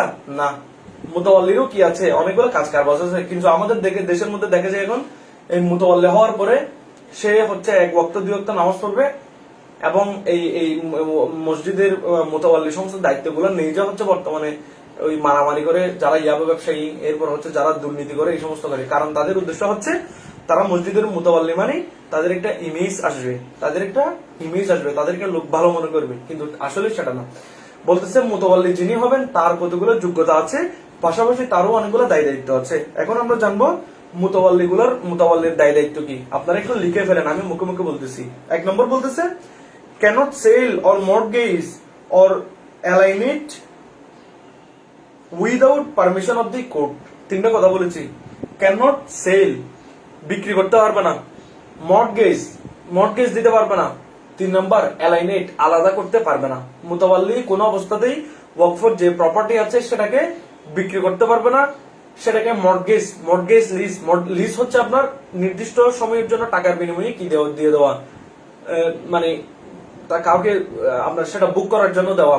অনুরূপভাবে হচ্ছে মর্টগেজটা হচ্ছে আপনি স্পেসিফিক কোন একটা রাইট তাকে দিয়ে দিবেন, বিনিময়ে আপনি একটা তার থেকে রাইট এনজয় করবেন আর কি, সেটাকে বলা হয় মর্টগেজ। এগুলো আপনারা যখন ট্রান্সফার অফ প্রপার্টি করবেন সেখানে সেল কি, এক্সচেঞ্জ কি, মর্টগেজ কি, লিজ কি, গিফট কি, সবগুলো করবেন। সেজন্য আমি আপাতত এখানে বলছি না, জাস্ট এতটুকু জানেন মুতাওয়াল্লি বিক্রি করতে পারবে না, সেটাকে মর্টগেজ দিতে পারবে না, লিজ দিতে পারবে। মনে রাখেন, মর্টগেজ দিতে পারবে না কিন্তু লিজ দিতে পারবে 1 বছরের জন্য লিজ দিতে পারবে। 3 নম্বর হচ্ছে অ্যালাইনেট, অর্থাৎ আলাদা করতে পারবে না মানে ধরেন কোন একটা জমি হচ্ছে ওয়াকফ ল্যান্ড হচ্ছে 500 থেকে, আপনি মুতাওয়াল্লি চাইলে এদিকে একটা লাইন দিয়ে সেটাকে 250 করে ফেলতে পারবে না, 250 করতে পারবে না। অনুরূপভাবে যদি অন্য কোনো প্রপার্টি হয় তখন সেটাকে সে আলাদা করতে পারবে না উইদাউট পারমিশন অফ কোর্ট, আদালতের অনুমতি ছাড়া। এটা হচ্ছে মুতাওয়াল্লির 1 নম্বর দায়িত্ব, যে পাওয়ার সে করতে পারবে না। 2 নম্বর হচ্ছে ক্যানট ট্রান্সফার হিজ ডিউটি। ধরেন আপনাকে মুতাওয়াল্লি বানানো হলো এবং কোর্টের মাধ্যমে আপনি অ্যাপয়েন্টেড হলেন, অথবা আপনাকে মুতাওয়াল্লি হিসেবে রেজিস্ট্রেশন করে দেওয়া হলো। তো মুতাওয়াল্লি হওয়ার পরে আপনার দায়িত্বগুলো আপনাকে পালন করতে হবে। আপনি চাইলে যখন তখন বলতে পারবেন না যে আমি আমার দায়িত্বটা কাকে দিলাম, মিস্টার মিন্টুকে দিলাম, মিস্টার লন্টুকে দিলাম। আপনি আপনার একজন বন্ধুকে, আপনি আপনার একজন কাছের মানুষকে কি দিতে পারবেন না, মুতাওয়াল্লির দায়িত্বটা দিতে পারবেন না। আপনাদেরকে একটা কথা বলি, ধরেন আপনি হচ্ছেন একজন বুজুর্গ মানুষ, নামাজ দোয়া পড়েন, ঠিক মতো চলেন, আপনার এলাকার মানুষ আপনাদেরকে সম্মান করে। তো আপনার বন্ধু জন্টুর হচ্ছে একটা খারাপ স্বভাব আছে, সেটা কি, তার হচ্ছে মাঝে মাঝে সবজি খেতে হয়। কি সবজি খেতে হয়? সবজি মানে তো বুঝছেন, তার হচ্ছে সবজি খেতে হয়। এখন তার হঠাৎ মনে হলো যে আমি দিনের পথে চলে আসি। তো সে আপনার কাছে আসলো, গিয়ে আসে বললো যে বন্ধু, আমি তো দুনিয়াতে অনেক পাপ করছি, আমার তো কবরে চলে যাওয়ার সময় আসছে, আমাকে একটু ভালো হওয়ার জন্য সুযোগ দাও। আপনি বললেন যে কি আমার বন্ধু দিনের পথে চলে আসতেছে, তাহলে আমি একটা তার সুযোগ অবশ্যই দিবে, কেন দিব না। বলতেছো বন্ধু, তুমি যে মসজিদের ইমাম, চকবাজার মসজিদের মুতাওয়াল্লি, তুমি একটু আমারে কি করো, তোমার মুতাওয়াল্লির দায়িত্বটা আমাকে দাও, আমি কয়েকদিন মসজিদ পরিচালনা করে আল্লাহর কাছে হাজিরা দিই। বলতেছে একজন যাবে কুষ্টিয়া সবজি, বলতেছে আমি চকবাজার মসজিদের মুতাওয়াল্লি হয়ে কোদার কাছে একটু হাজিরা দিই। বলতেছে এই মুতাওয়াল্লি সাহেব তার বন্ধুকে জান্নাতে যাওয়ার জন্য মসজিদের মুতাওয়াল্লি দিতে পারবে না, কেন ট্রান্সফার, সে সেটা কি করতে পারবে না, ট্রান্সফার করতে পারবে না। ট্রান্সফার করার জন্য তাকে কি করতে হবে, স্পেসিফিকলি কোর্টের মধ্যে আবেদন করতে হবে, অথবা যদি সেটা যে ফাউন্ডার ওয়াকিফ আছে তার পারমিশন নিয়ে সেটার একটা প্রসিডিউর থাকলে সেটা ফলো করতে হবে। 3 নম্বর আসেন cannot borrow money for spending it on beneficiaries. আচ্ছা, আমি একটা মজার ঘটনা বলি। সেটা হচ্ছে কোন একটা মসজিদে, নাম বললে তো গিবত হয়ে যাবে, কোন একটা মসজিদে উনি হচ্ছে এলাকার মুরব্বী মানুষ আর কি, যে সর্দার মানুষ। তো নামাজ দোয়া ওনার আল্লাহর রহমতে নাই, উনি জাস্ট ওই যে লোকের অ্যাপয়েন্টেড আর কি। তো উনি জাস্ট একদিনই মসজিদে আসে, জুমার দিন বিশেষ করে উনি হচ্ছে 11টা বাজে টুপি একটা সাদা পরে, পাঞ্জাবি একটা আছে আদিম যুগের, সেটা পরে চলে আসবে, এসে একদম ফ্রন্ট লাইনে বসবে। তো ফ্রন্ট লাইনে বসার পরে হচ্ছে উনি ওই একদিন জুমার মধ্যে হচ্ছে মসজিদের মধ্যে লাগাতার 5-6 ঘন্টা কাটাই। কেমনে? মসজিদের মধ্যে তো প্রায় মসজিদের মধ্যে কি করা হয়, আপনার কালেকশন করা হয়। তো কালেকশন করার পরে উনি সুন্নত টুন্নত পড়বে না, উনি হচ্ছে জুমার নামাজ শেষ করার সাথে সাথে উনি ফ্রন্ট লাইন থেকে উঠে যতগুলো ভুসকা আছে, টাকার পুটলা আছে, সবগুলো পুটলা নিয়ে উনি বসে যাবে। বসে গণবে, সেখানে 2 টাকা, 5 টাকা, 10 টাকা, 50 টাকা, এগুলোই তো বেশি আছে। এগুলো যতগুলো আসবে উনি সবগুলো ইমানের সহিত, এখলাসের সহিত, আমলের সহিত 2 টাকা, 5 টাকা, 10 টাকা, 50 টাকা এগুলো গণবে। কিন্তু যখন কোন একটা 100 টাকা আসবে উনি হচ্ছে এরকম, অর্থাৎ 100 টাকাটা উনি কি করবে, আস্তে করে সেট করে দিবে। তো উনি এরকম অনেকবার ধরা খাইছে। তো পরে উনি আরেকজনকে নসিহত করতেছে, বুঝা বদ্দা সাহ, আমি নামাজ দেওয়া করি না রে, ঠিক আছে, কিন্তু মসজিদে রায় কিনা করি, বিয়াদবি না করি। উনি বিয়াদবি করে না কিরকম, উনি 2 টাকা 5 টাকা 10 টাকা 50 টাকা হলে ক্লাসের সহিত গণনা করে, আর যদি ওনার এখানে 100 টাকা 500 টাকা আছে তখন উনি সেটাকে সম্মানের সহিত নিজের পকেটে স্থাপন করে। ওই রকম মুতাওয়াল্লি হওয়া যাবে না, ওই রকম মুতাওয়াল্লি হওয়া যাবে না। 3 নম্বরের মধ্যে বলতেছে cannot borrow money for spending it on benefit, কি বলছে, for the benefit or for the increasement of the আপনার ওয়াকফ প্রপার্টি। বলতেছে যে মুতাওয়াল্লি থাকবে সে মসজিদের সুবর্ধনের জন্য, মসজিদের আরো কাজ করার জন্য সে ধার নিতে পারবে না। সে মসজিদের মধ্যে ফান্ডে টাকা থাকলে সেই টাকা দিয়ে মসজিদের ভালো কাজ করতে পারবে, মসজিদের মিনার লাগাইতে পারবে, মসজিদে এসি ঢুকাইতে পারবে, মসজিদের জন্য সিঁড়ি দিতে পারবে, মসজিদের জন্য পাকা লাগাইতে পারবে, কিন্তু সে ধার নিয়ে সেগুলো করতে পারবে না। ক্যানট বরো মানি, সে অর্থ ধার করতে পারবে না। 4 নম্বরের মধ্যে আসতেছে গ্রান্ট লিজ অফ ওয়াকফ property for more than 1 year. 4 নম্বরের মধ্যে মোস্ট ইম্পর্টেন্ট, ওয়াকফের যে প্রপার্টি আছে সেটা 1 বছরের চেয়ে বেশি সময়ের জন্য সে কি করতে পারবে না, লিজ দিতে পারবে না। সাধারণত লিজ আনলিমিটেড প্রপার্টির লাইফ টাইমের জন্য দেওয়া যায়, 10 বছরের জন্য দেওয়া যায়, 5 বছরের জন্য দেওয়া যায়। লিজের বাংলা হচ্ছে ইজারা দেওয়া, মানে কোন একটা ল্যান্ড, কোন একটা প্রপার্টি আপনি নির্দিষ্ট সময়ের জন্য টাকার বিনিময়ে কাউকে দিয়ে দিবেন, সেটাকে বলা হয় লিজ। তো মসজিদের প্রপার্টি 1 বছরের চাইতে বেশি কি দেওয়া যাবে না, লিজ দেওয়া যাবে না। 5 নম্বরের মধ্যে বলতেছে মেয়ার ইমপ্রুভমেন্ট অফ দি ওয়াকফ প্রপার্টি। উনি শুধুমাত্র মসজিদের ওয়াকফ প্রপার্টি কি করতে পারবেন, ইমপ্রুভমেন্ট করতে পারবেন। উনি মসজিদের ইমপ্রুভমেন্ট করতে পারবেন, কিন্তু উনি মসজিদের কোনো প্রপার্টি কি করতে পারবেন না, সেল করতে পারবেন না, except by the order of the court.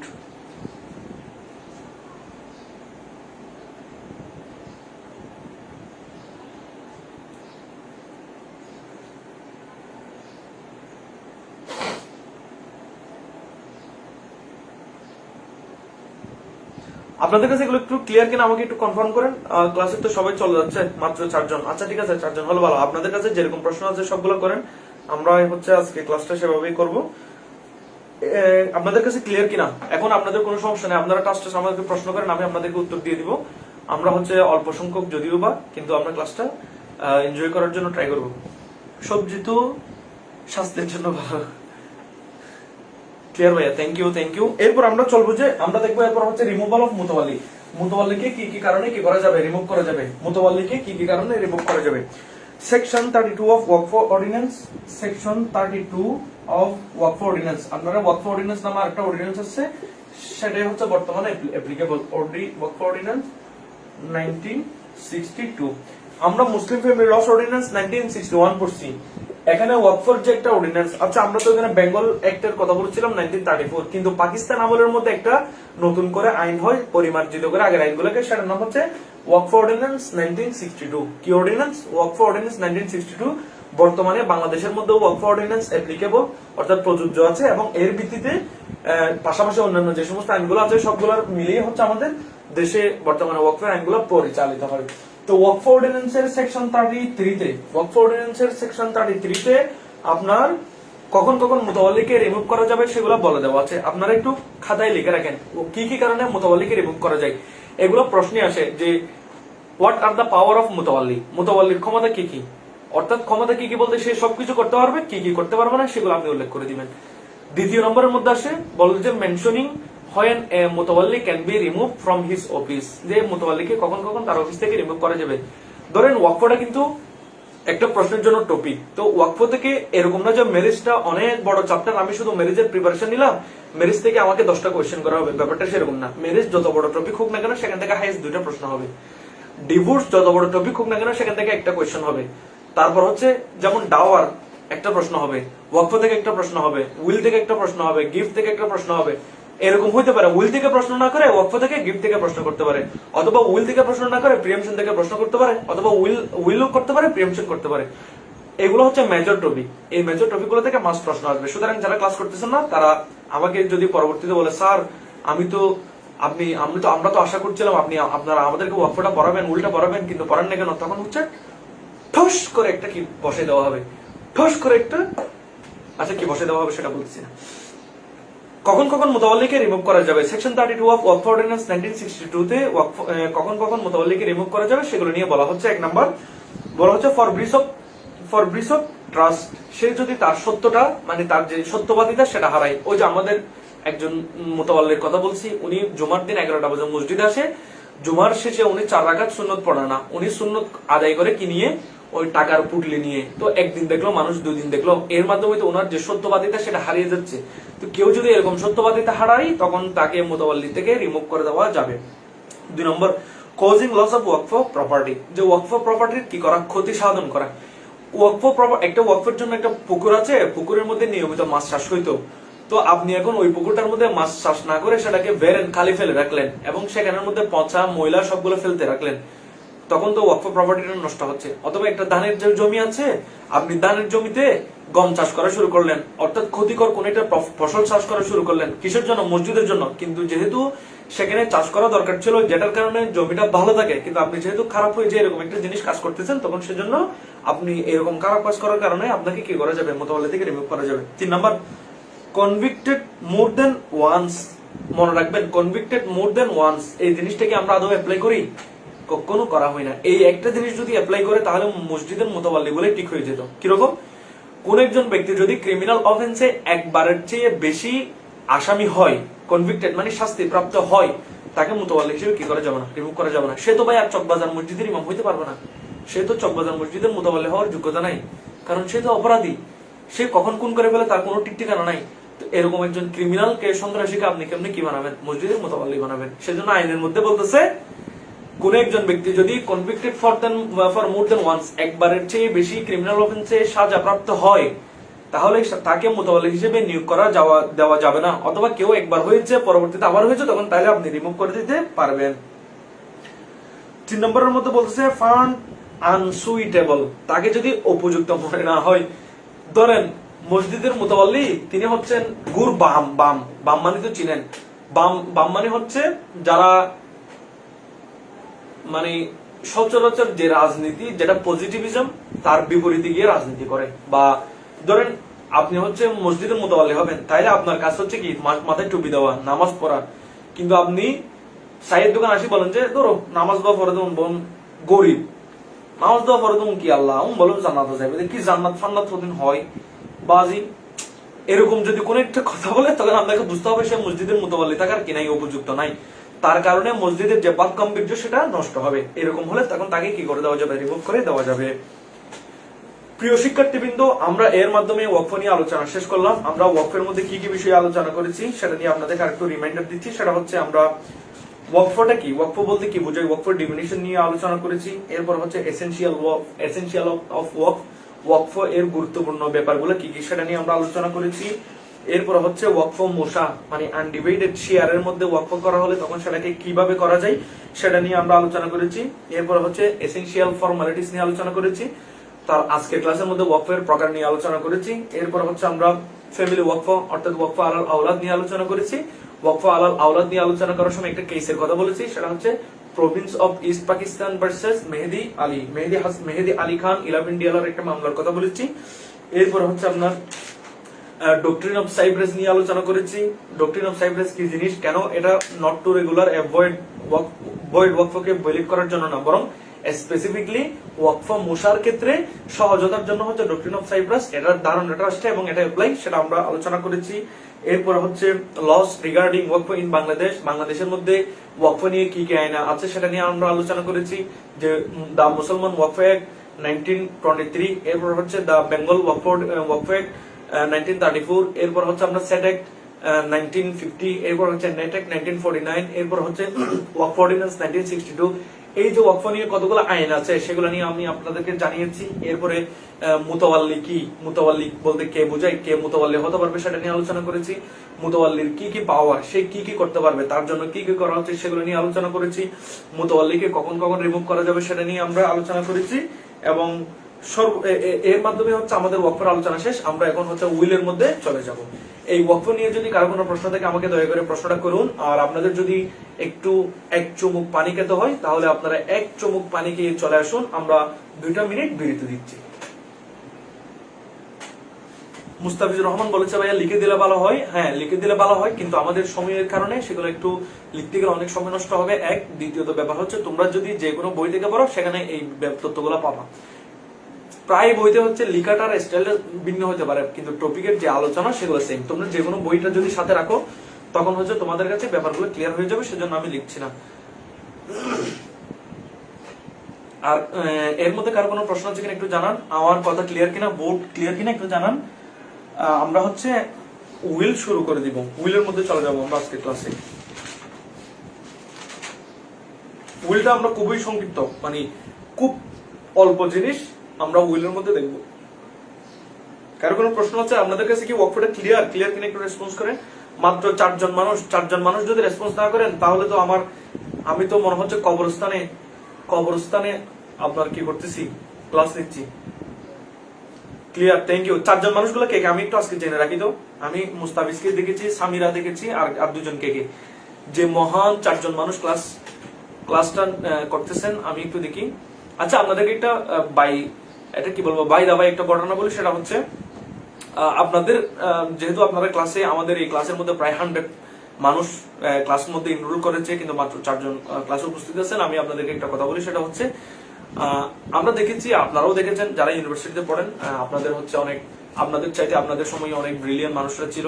তো আমরা ইউনিভার্সিটিতে বা কোথাও চান্স পাই এই কারণে যে আমরা যতটুকু পরিশ্রম করি, তার চেয়ে বড় ব্যাপার সেটা হচ্ছে আমাদের যে ডিসিপ্লিন, আমাদের যে মন মানসিকতা, আমাদের যে দোয়া। আমার মনে হয় অনেকাংশে আমরা এটার কারণে হচ্ছে চান্সটা পাই। কেউ যদি ভালো রেজাল্ট করে তাহলে তার পিছনে এরকম করে একটা কারণ থাকে। আমি যখন মানুষের পড়াশোনা করতাম স্টিল ইউনিভার্সিটিতেও আমার অ্যাটেন্ডেন্সের একটা কি আছে, আপনার রেকর্ড আছে। রেজাল্টের রেকর্ড কোথাও নেই, কিন্তু অ্যাটেন্ডেন্সের একটা রেকর্ড আছে, যে ক্লাসের মধ্যে উপস্থিতি থাকা। তো অনেক সময় এরকম হইতে পারে, অনেকে বলতে পারে যে ক্লাসে থেকে কি হবে, ক্লাসে যারা থাকে না তারা আরো ভালো রেজাল্ট করে। কিন্তু ব্যাপারটা কি, আপনি যখন ক্লাসে থাকবেন তখন হচ্ছে আপনার টিচার থেকে সরাসরি যে জ্ঞান অর্জনটা, দ্যাটস ভেরি ইম্পর্টেন্ট। মানে এটার একটা যে ডিরেক্ট ইম্প্যাক্ট, সেটা আপনি যখন অন্যজনকে পড়াতে যাবেন তখন দেখবেন। আপনি অনেক সময় দেখবেন যারা ভালো রেজাল্ট করে তারা কিন্তু ভালো পড়াইতে পারে না, আবার যার কোনো ভালো রেজাল্ট নেই সে কিন্তু অনেক ক্ষেত্রে ভালো পড়াইতে পারে। তো যারা নিয়মিত ক্লাস করে তাদের মাঝে একটা কি আসে, আপনার কোয়ালিটি আসে। সেটা হচ্ছে তারা টিচারদের থেকে শুনতে দেখতে তাদের মাঝে একটা কোয়ালিটি চলে আসে। প্লাস যারা ক্লাস করে তাদের মাঝে ডিসিপ্লিনের একটা ব্যাপার থাকে, তাদের মাঝে একটা যে কোনো কাজটা ঠিক সময়ে করার একটা অভ্যাস চলে আসে। এটাই হচ্ছে সবচেয়ে বড় অর্জন। এটার চাইতে আপনি যদি এটা হারিয়ে ফেলেন, আপনি মনে হইলে বড় স্কলার হয়ে যান, আপনার কোনো কি নেই, প্রয়োজন নেই। তো আমিও হচ্ছে এরকম, আমাদের ডালমার্কে যখন পড়াশোনা করতাম তখন বৃহস্পতিবার সবাই বাসায় চলে যেত। লাস্ট ক্লাস মানে সন্ধ্যা 3টার থেকে ক্লাসটা শুরু হইতো, তো 4টার দিকে 4:15 অথবা 4:10 মধ্যে ক্লাসটা শেষ হয়ে যেত। ওই ক্লাসের মধ্যে হচ্ছে আপনার শুধুমাত্র মনে হয় একদিন আমি ক্লাসটার মধ্যে উপস্থিত ছিলাম, একটা দিনই আমি ক্লাসে উপস্থিত ছিলাম। তো তখন হুজুর আমাকে বলছিল যে I am very much overwhelmed. হুজুর নিয়মিত ক্লাস দিতেন, উনি জানতেন বৃহস্পতিবারে খুবই কম সংখ্যক স্টুডেন্ট উপস্থিত থাকে, 1 জন 2 জন 3 জন এরকম থাকে। কিন্তু যে ডিসিপ্লিন আপনাকে যেটা শিখাবে, আপনার ভিতরে একটা কনফিডেন্স জাগাবে, দ্যাটস দ্য মোস্ট ইম্পর্টেন্ট। আচ্ছা ভাইয়া, কোন মুসলিম লোক যদি টেম্পল চার্চ এর জন্য প্রপার্টি দান করে, ওইটা কি ওয়াকফ হবে? না, হবে না, এটা ওয়াকফ হবে না। তবে সেটার জন্য ওই রাষ্ট্রীয় যে আইন আছে সেই আইন মোতাবেক সেটা রেজিস্ট্রেশন করতে হবে, সেটা সেভাবে যাবে। সেটা আমরা যে আলোচনা করছি ওয়াকফ, সেই ওয়াকফের আওতায় পড়বে না। এখানে ওয়াকফ বলতে এই তিনটাই হচ্ছে এক্সক্লুসিভলি মেনশন। আচ্ছা, এখানে যে 4 জন আছে, 4 জনের মধ্যে আমি তো 3 জন দেখেছি, সামিরা, মুস্তাফিজ, নুসাইবা, আরেকজন হচ্ছে আমি হচ্ছে আপনাদের ক্লাসটাতে জয়েন করেছি। ঠিক আছে, তাহলে আমরা উইলের মধ্যে চলে যাই। আপনারা 3 জন হচ্ছে আছেন, আপনাদেরকে আন্তরিক ধন্যবাদ। আপনারা বলবেন আপনাদের কখন বিরক্ত লাগে, আমি সাথে সাথে ক্লাসটা শেষ করে দিব। যেহেতু বড় একটা অংশ আমাদের ক্লাসে আজকে অ্যাটেন্ড নাই, তো আপনারা যতক্ষণ নিতে পারেন ততক্ষণ আমি ক্লাস নিব। আর আপনারা যদি বলেন যে ভাই আজকে আর পড়ানো দরকার নাই, তাহলে আমি ক্লাসটা সেখানে ইন করে দিব। আচ্ছা, ক্লাস 9 সেটা হচ্ছে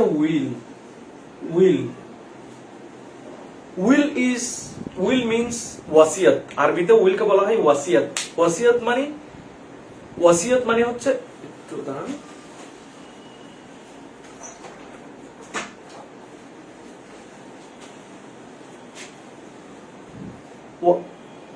ওয়াসিয়াতের অর্থ হচ্ছে যে কোনো কিছু কি করে যাওয়া, নির্দেশ করে যাওয়া, কোনো কিছু আদেশ দিয়ে যাওয়া। কিসের জন্য?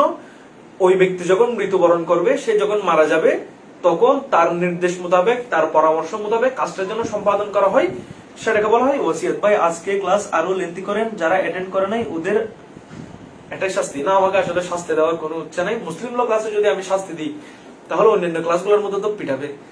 তো আচ্ছা, উইলের আরবি হচ্ছে ওয়াসিয়াত। ওয়াসিয়াতের অর্থ হচ্ছে উপদেশ। কিরকম উপদেশ? যে উপদেশটা ওই ব্যক্তির, অর্থাৎ ওয়াসি। ওয়াসিটা একটু জানেন? ওয়াসি, ওয়াসি, ওয়াসি অর্থ হচ্ছে যিনি ওসিয়ত করেন। ওয়াসি এর মৃত্যুর পরে কার্যকর হবে। গিফট এবং ওয়াসিয়তের মধ্যে একটা মেজর পার্থক্য হচ্ছে gift immediately, transfer of property immediately without consideration, যে প্রপার্টি হস্তান্তর করা তৎক্ষণাৎ কোন রকমের বিনিময় ছাড়া। আর ওয়াসিয়ত হচ্ছে transfer of property in favour of another without a consideration which will effect after death of the wasi. মানে ওয়াসিয়ত হচ্ছে transfer of property in favour of another person, কোন একটা সম্পদ অন্য কোন একজন ব্যক্তির বরাবরে হস্তান্তর করা, উইদাউট কনসিডারেশন, কোন রকমের বিনিময় ছাড়া। আমরা গিফটের মধ্যে দুইটা জিনিস পেয়েছি, transfer in favour of another person, without consideration.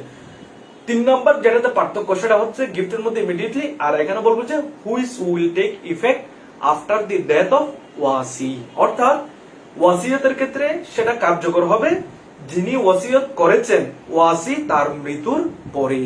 এটাই হচ্ছে আপনার ওয়াসিয়ত। তাহলে আমরা 3টা জিনিস জানলাম, transfer of property in favour of another person without consideration which will take effect after the death of ওয়াসি। অর্থাৎ প্রপার্টি হস্তান্তর করা অন্য কোন একজন ব্যক্তির বরাবরে, যেটা ওই হস্তান্তরকারী অর্থাৎ ওয়াসির মৃত্যুর পরে কার্যকর হবে। এখন আমরা সরাসরি চলে যাব সংজ্ঞার মধ্যে। আমরা পার্থক্যটা বুঝেছি। একটা মেইন পার্থক্য হচ্ছে গিফটের ক্ষেত্রে ইমিডিয়েটলি কার্যকর হয় আর ওয়াকফের ক্ষেত্রে মৃত্যুর পরে কার্যকর হয়। এছাড়াও অনেকগুলো পার্থক্য আছে, সেই পার্থক্যগুলো আমি একটা একটা বলবো, আপনারা একটু খাতায় লিখবেন। কোন একটা যদি আপনারা লিখতে না পারেন, আপনাদের যদি মনে হয় সেটা আবার বলা দরকার, আমাকে এখানে বলবেন। 1 নম্বর হচ্ছে গিফট মিন্স হিবা। গিফটের আরবি হচ্ছে হেবা, আর উইলের আরবি হচ্ছে ওয়াসিয়াত।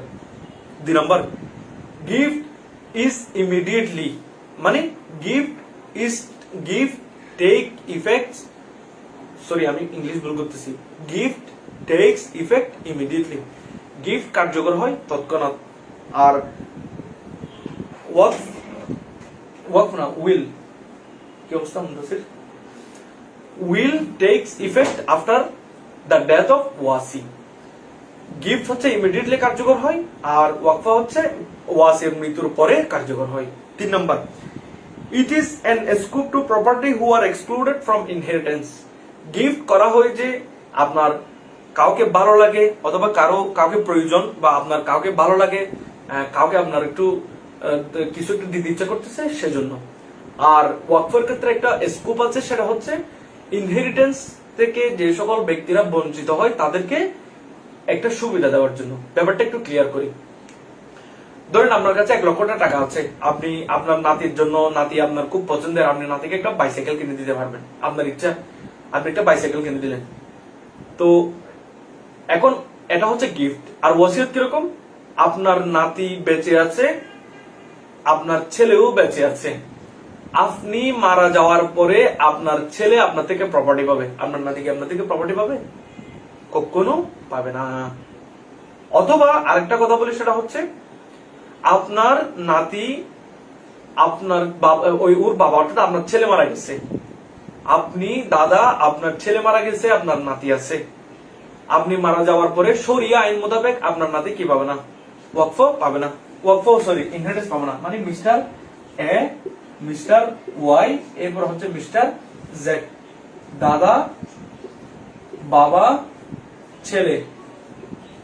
শরীয়ত মোতাবেক মানে মুসলিম ল মোতাবেক বাবা যদি মারা যায় তাহলে দাদার থেকে এই সরাসরি কি পাবে না? ইনহেরিটেন্স পাবে না। এটা দেশীয় আইনে পাবে, আমাদের দেশের আইনে পাবে, কিন্তু শরীয়ত আইন মোতাবেক কি পাবে না? ছেলে দাদা থেকে ইনহেরিটেন্স পাবে না। আমাদের দেশে আইন হয়েছে যে তো ফ্যামিলি লস অর্ডিন্যান্সের পরে, মানে 1970 সালের পরে, 1971 সালের পরে, অথবা পাকিস্তান আমল হিসাব করলে 1960 সালের পরে। এর আগে মানুষ কি করতো? এই নাতি যে এক্সক্লুডেড হবে তাকে কি করবে? এটার জন্য একটা হচ্ছে আপনার প্রসেস হচ্ছে ওয়াসিয়াত, মানে ওয়াসিয়ত করে যাওয়া। সেটা কিরকম? দাদা যখন মারা যায় তখন দাদার যদি 10 কাঠা মানে 10 শতক লিখি 10 শতক প্রপার্টি আছে, দাদা হচ্ছে নিজের নাতির নামে মানে মিস্টার জেটের নামে 2 শতক জমি কি করে চলে গেল, ওসিয়ত করলো।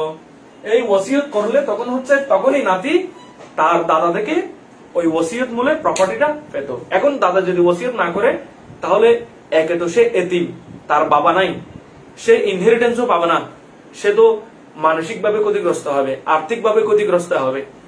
এই ক্ষতিগ্রস্ত থেকে বেঁচে থাকার জন্য এই ওসিয়তের ব্যাপারটা হচ্ছে একটা এক্সক্লুসিভ মানে প্রসেস আর কি।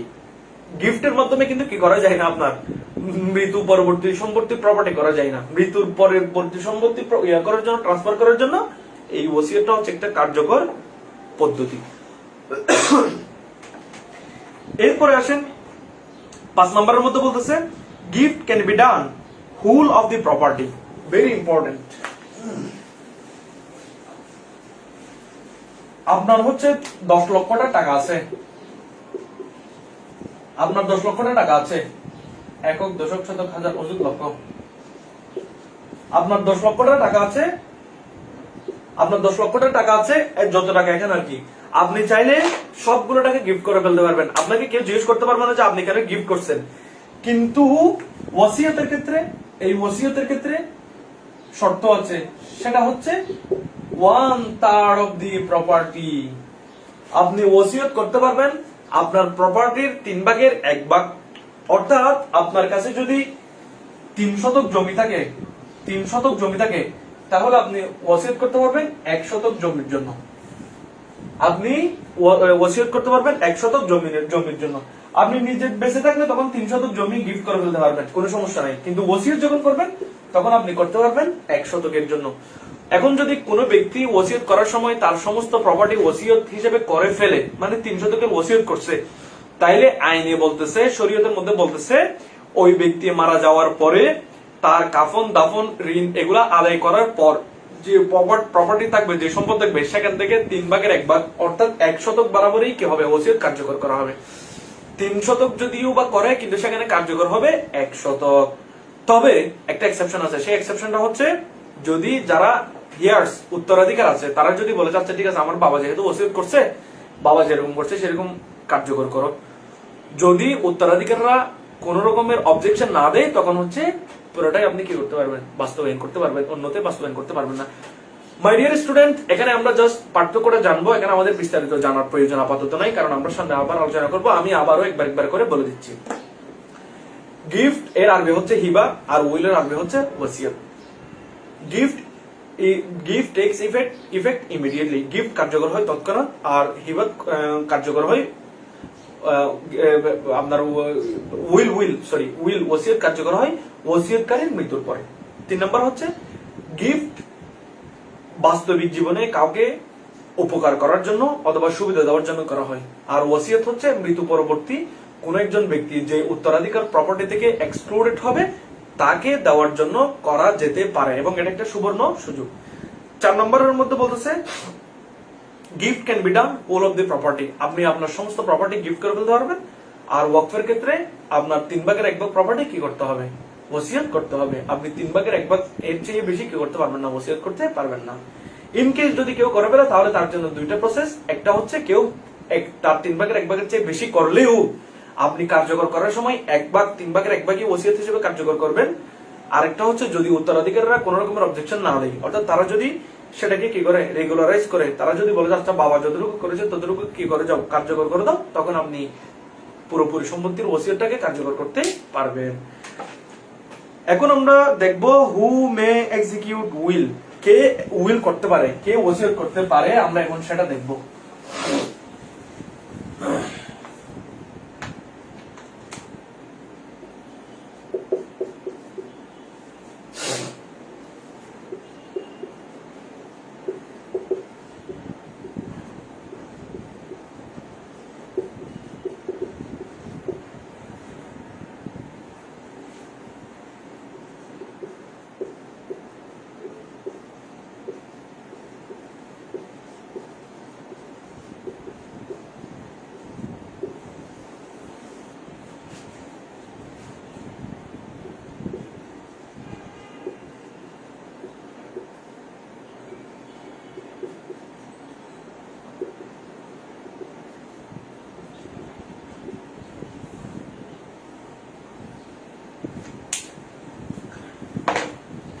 বলতেছে হিয়ারদের এখানে একটা প্রশ্ন হচ্ছে, বলছে হিয়ারদের যে কোনো একজন কি হোল প্রপার্টি গিফট করা যায়?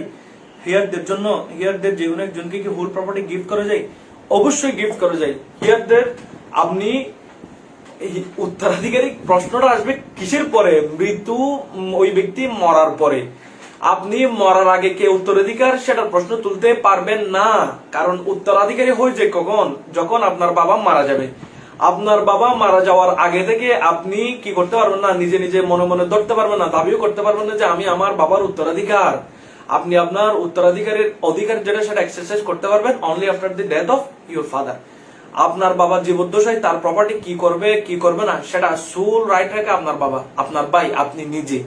আপনার উত্তরাধিকার এখানে কোনোভাবে কি করতে পারবেন না, এক্সারসাইজ করতে পারবে না।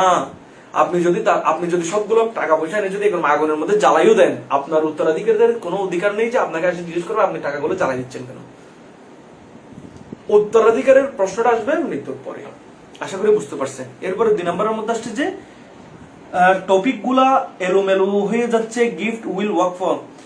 প্রথমে আসছে গিফট, না আমি এরকম হচ্ছে না তো। আচ্ছা, টপিক গুলা এলোমেলো হচ্ছে না এখানে। আচ্ছা, যদি এলোমেলো মনে হয় তাহলে আপনি সুজা যে করছেন গিফট উইল ওয়ার্ক ফর, এটা কি কারণে, মানে কিসের ভিত্তিতে আপনি সুজা করছেন আমাকে একটু রেফারেন্সটা দেন। আপনি যদি আমাকে রেফারেন্স দেন তখন আমি বুঝতে পারবো যে এখানে একটা কি আছে, আপনার একটা রুলস, একটা অর্ডিন্যান্স আছে যার কারণে আপনি এটাকে সোজা হিসেবে ধরেছেন। আমি কিন্তু এভাবে দেখেছি। আচ্ছা, এখন আমরা জানবো কে কে উইল করতে পারে। উইল কে কে করতে পারে তার জন্য 3টা ক্রাইটেরিয়া দেওয়া হয়েছে। 1 নাম্বার, মুসলিম। যে কোনো মুসলিম উইল করতে পারে। কোরআনের মধ্যে সরাসরি একটা আয়াত বলা আছে, হে ঈমানদারগণ, যখন তোমাদের নিকট মৃত্যু ঘনিয়ে আসবে, মৃত্যু যখন তোমাদের কাছে আসবে, অর্থাৎ তখন যখন তোমরা ডেথ বেডে উপনীত হবে, তখন তোমরা উপদেশমালা করে যাও। উপদেশমালা করে যাও মানে ওসিয়ত করে যাও যে তুমি মারা যাওয়ার পরে তোমার সন্তান সন্ততিরা কি কি উপদেশ গ্রহণ করবে বা কি কি তাদেরকে তুমি নির্দেশনা দিয়ে যাবো, সেগুলো দিয়ে যাও। কারণ মৃত্যুর পরে ছেলে মেয়েরা প্রপার্টি নিয়ে অন্যান্য অনেকগুলো বিষয় নিয়ে তাদের মাঝে ঝগড়া হওয়ার সম্ভাবনাটা প্রবল, এবং এই ব্যাপারগুলো এড়িয়ে যাওয়ার জন্য বাবা যদি তার জীবদ্দশায় বলে যায় যে আমার যে প্রপার্টি আছে সেই প্রপার্টি থেকে এই অংশটা এরকম করবা, আমি মারা গেলে আমার কাপন দাপন বাবদ এতটুকু করবা, আর হচ্ছে অমুক মাদ্রাসায় এত টাকা দিবা, তোমরা ছেলে সন্তান যারা আছো তোমরা সেটা সেভাবে কি করে নিবা, ভাগযোগ করে নিবা। তখন হচ্ছে ছেলে সন্তানদের জীবনের মধ্যে যে একজন পরস্পর বিচ্ছেদ হয়ে যাওয়া সেটার চান্সটা কমে যায়। এজন্য আল্লাহ তাআলা কোরআনের মধ্যে ওসিয়তের জন্য মানুষদেরকে আহ্বান করেছেন, উপদেশ দিয়েছেন। তো এই উপদেশ মোতাবেক কে কে উইল করতে পারে বা ওসিয়ত করতে পারে? 1 নম্বর হচ্ছে যে কোনো মুসলিম, একজন মুসলিম ব্যক্তি ওসিয়ত করতে পারে। 2 নম্বর হচ্ছে তাকে সাউন্ড মাইন্ড হতে হবে। পাগল হলে সে কি করতে পারবে না, ওসিয়ত করতে পারবে না। কারণ পাগল হলে তো ভাই তারে সবাই বলবে, আনসাউন্ড মাইন্ড হলে যে তুমি আমার জন্য ওসিয়ত করে যাও, তুমি আমার জন্য ওসিয়ত করে যাও। তো এখানে একটা এনুমেলা সিচুয়েশন হয়ে যাবে। এজন্য বলতেছে, তাছাড়া যে কোনো রকমের কন্ট্রাক্ট করার জন্য আমরা পড়েছি একজন মানুষকে সাউন্ড মাইন্ড হতে হয়। ওই কন্ট্রাক্টের মতো, গিফটের মতো যেরকম আছে সাউন্ড মাইন্ড হতে হবে, এখানেও হচ্ছে সেম ব্যাপারগুলো প্রযোজ্য। মুসলিম হতে হবে, সাউন্ড মাইন্ড হতে হবে। 3 নম্বর হচ্ছে মেজর হতে হবে। সেটা হচ্ছে সেকশন 3 অফ মেজরিটি অ্যাক্ট মোতাবেক, যেখানে মেজরিটি অ্যাক্টের মধ্যে বলা আছে 18 বছর বয়সী হচ্ছে মেজর হওয়ার বয়স। এই সেকশন 3 মোতাবেক তাকে মেজর হতে হবে। সাউন্ড মাইন্ড যে লাগবে এটার জন্য একটা কেস রেফারেন্স আছে, সেটা হচ্ছে আকবর শাহ ভার্সেস ইউসুফ শাহ। কি বলছি? আকবর শাহ ভার্সেস ইউসুফ শাহ। তো এই মামলার মধ্যে আদালত রায় দিয়েছে যে কোন একজন ব্যক্তি সে যখন ওসিয়ত করবে, সে যদি তখন সুস্থ মস্তিষ্ক থাকে, একদম পিওর সুস্থ মস্তিষ্ক, সে যখন ওসিয়তটা করতেছে তখন তার কোনো প্রবলেম ছিল না। ওসিয়ত করার পরে সে যদি সাবসিকুয়েন্টলি পাগল হয়ে যায় বা তার মধ্যে যদি ইডিওসি, এরপর হচ্ছে লুনেসি, এই সমস্ত ব্যাপারগুলো আসে, তখন সেটার কারণে ওসিয়তটা কি হবে না, বাতিল হবে না। শুধুমাত্র ওসিয়ত করার সময়ই তাকে কি হতে হবে, সাউন্ড মাইন্ড হতে হবে। এবং এই যে আমি কথাটা বলেছি সেটার মামলার হচ্ছে আকবর শাহ ভার্সেস ইউসুফ শাহ। মামলাটা একটু লিখে রাখেন, আকবর শাহ ভার্সেস ইউসুফ শাহ।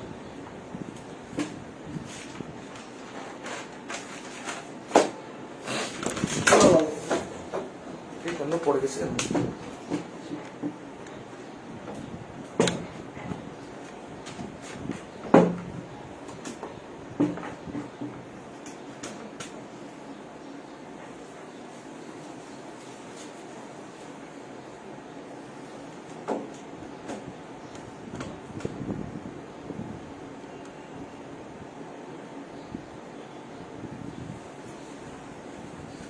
আপনাদের কাছে ক্লিয়ার কিনা একটু জানান।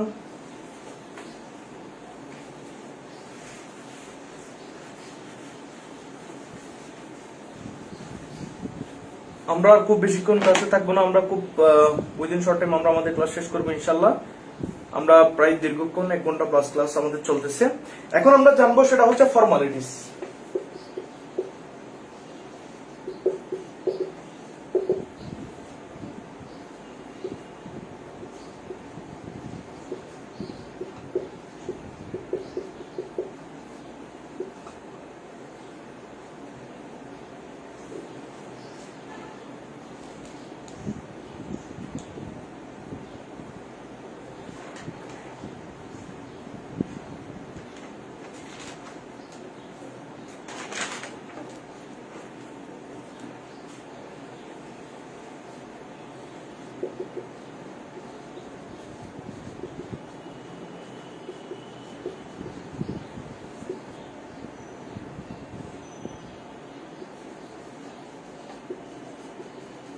আপনারা একটু লিখে ফেলেন এগুলো।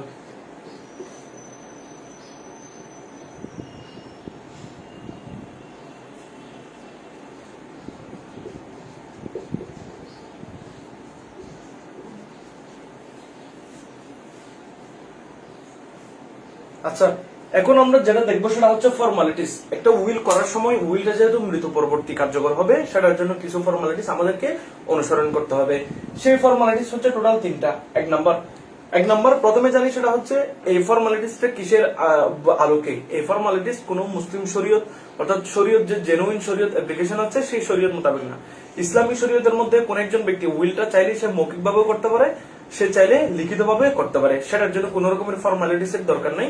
আপনি ওসিয়ত করে যাবেন এবং ওসিয়তটা করার সময় আপনার যাকে যাকে বলা দরকার তাকে বলবেন, সে সেটা অ্যাকসেপ্ট করবে। অথবা আপনার যে পাড়াপড়শি বা কাউকে সাক্ষী রাখতে দরকার হলে তখন সেভাবে আপনি সাক্ষীটা রাখবেন। কিন্তু স্ট্যাটিউটরি ল মোতাবেক আপনাকে ওসিয়তের জন্য কিছু ফর্মালিটিস মেনটেন করতে হবে। সেই ওসিয়তটা আপনি উরালি করতে পারেন। যেমন নাকি মিস্টার এক্স উরালি অর্থাৎ মৌখিক ভাবে একটা কি করেছে, ওসিয়ত করেছে, সেটা মিস্টার ওয়াই সে সেটা লিখে একটা রেজিস্ট্রেশন অর্থাৎ রেজিস্ট্রি অফিসের মধ্যে গিয়ে সে সেটা কি করে ফেলতে পারবে, রেজিস্ট্রেশন করে আনতে পারে। অথবা যে ওয়াকফটা করতেছে, ওয়াকফ চলে আসতেছে, যে ওসিয়তটা করতেছে সে নিজেই ওসিয়তটা রিটেন একটা ডকুমেন্টের মধ্যে করতে পারে এবং করে সেটা সে কি করবে, রেজিস্ট্রেশন করবে। অর্থাৎ আমরা জানলাম ওসিয়তটা ওরালিও হতে পারে, সেটা রিটেনও হতে পারে। 2 নম্বরের মধ্যে আসতেছে অফার এন্ড অ্যাকসেপ্টেন্স। আপনি একটা ওসিয়ত করেছেন, ওসিয়ত করার অর্থ হচ্ছে আপনি ওসিয়তটা অফার করেছেন, আর অ্যাকসেপ্টেন্স অর্থ হচ্ছে যার বরাবর আপনি ওসিয়তটা করলেন সেই ওসিয়তটাকে গ্রহণ করেছে। এটাই হচ্ছে অফার এন্ড অ্যাকসেপ্টেন্স। 3 নম্বরের মধ্যে বলতেছে রেজিস্ট্রেশন ওর 100 টাকা অর মোর। 100 টাকা অর মোর এটা বলা আছে টিপিতে। যে ট্রান্সফার অফ প্রপার্টির মধ্যে বলতেছে কোন একটা ট্রান্সফার অফ প্রপার্টি এর ভ্যালু যখন 100 টাকা অথবা 100 টাকার চেয়ে বেশি হবে তখন সেটাকে কি করতে হবে, রেজিস্ট্রেশন করতে হবে। তো সুতরাং আপনি যখন ওসিয়ত করবেন এবং ওসিয়ত প্রপার্টির ভ্যালু যদি 100 টাকা অথবা 100 এর চাইতে বেশি হয় তখন আপনাকে সেটা কি করতে হবে, রেজিস্ট্রেশন করতে হবে। আদারওয়াইজ রেজিস্ট্রেশন না করলেও ওসিয়ত হয়ে যাবে, রেজিস্ট্রেশন না করলে ওয়াকফ হয়ে যাবে, রেজিস্ট্রেশন না করলে গিফট হয়ে যাবে, রেজিস্ট্রেশন না করলে উইল হয়ে যাবে। কিন্তু সেটা যখন আদালতের মধ্যে আসবে, সেটা নিয়ে যখন বৈধতা নিয়ে প্রশ্ন আসবে তখন সেটা প্রমাণ করাটা অনেক বেশি কঠিন হয়ে যাবে। এবং এক্ষেত্রে যদি দলিল থাকে, রেজিস্টার্ড দলিল থাকে, তখন সেই রেজিস্টার্ড দলিলটাই প্রাধান্য পাবে। এসেনশিয়াল ফর্মালিটিস 3টা। 1 নম্বর হচ্ছে সেটা ওরালিও করতে পারেন, রিটার্নও করতে পারেন। অফার থাকবে, অ্যাকসেপ্টেন্স থাকবে, রেজিস্ট্রেশন ওর টাকা 100 অর মোর। 100 টাকা অথবা তার চেয়ে বেশি হলে তখন সেটা কি করা হবে, রেজিস্ট্রেশন করা হবে। এখন আমরা জানবো হোয়াট মে বি বিকুয়েটেড।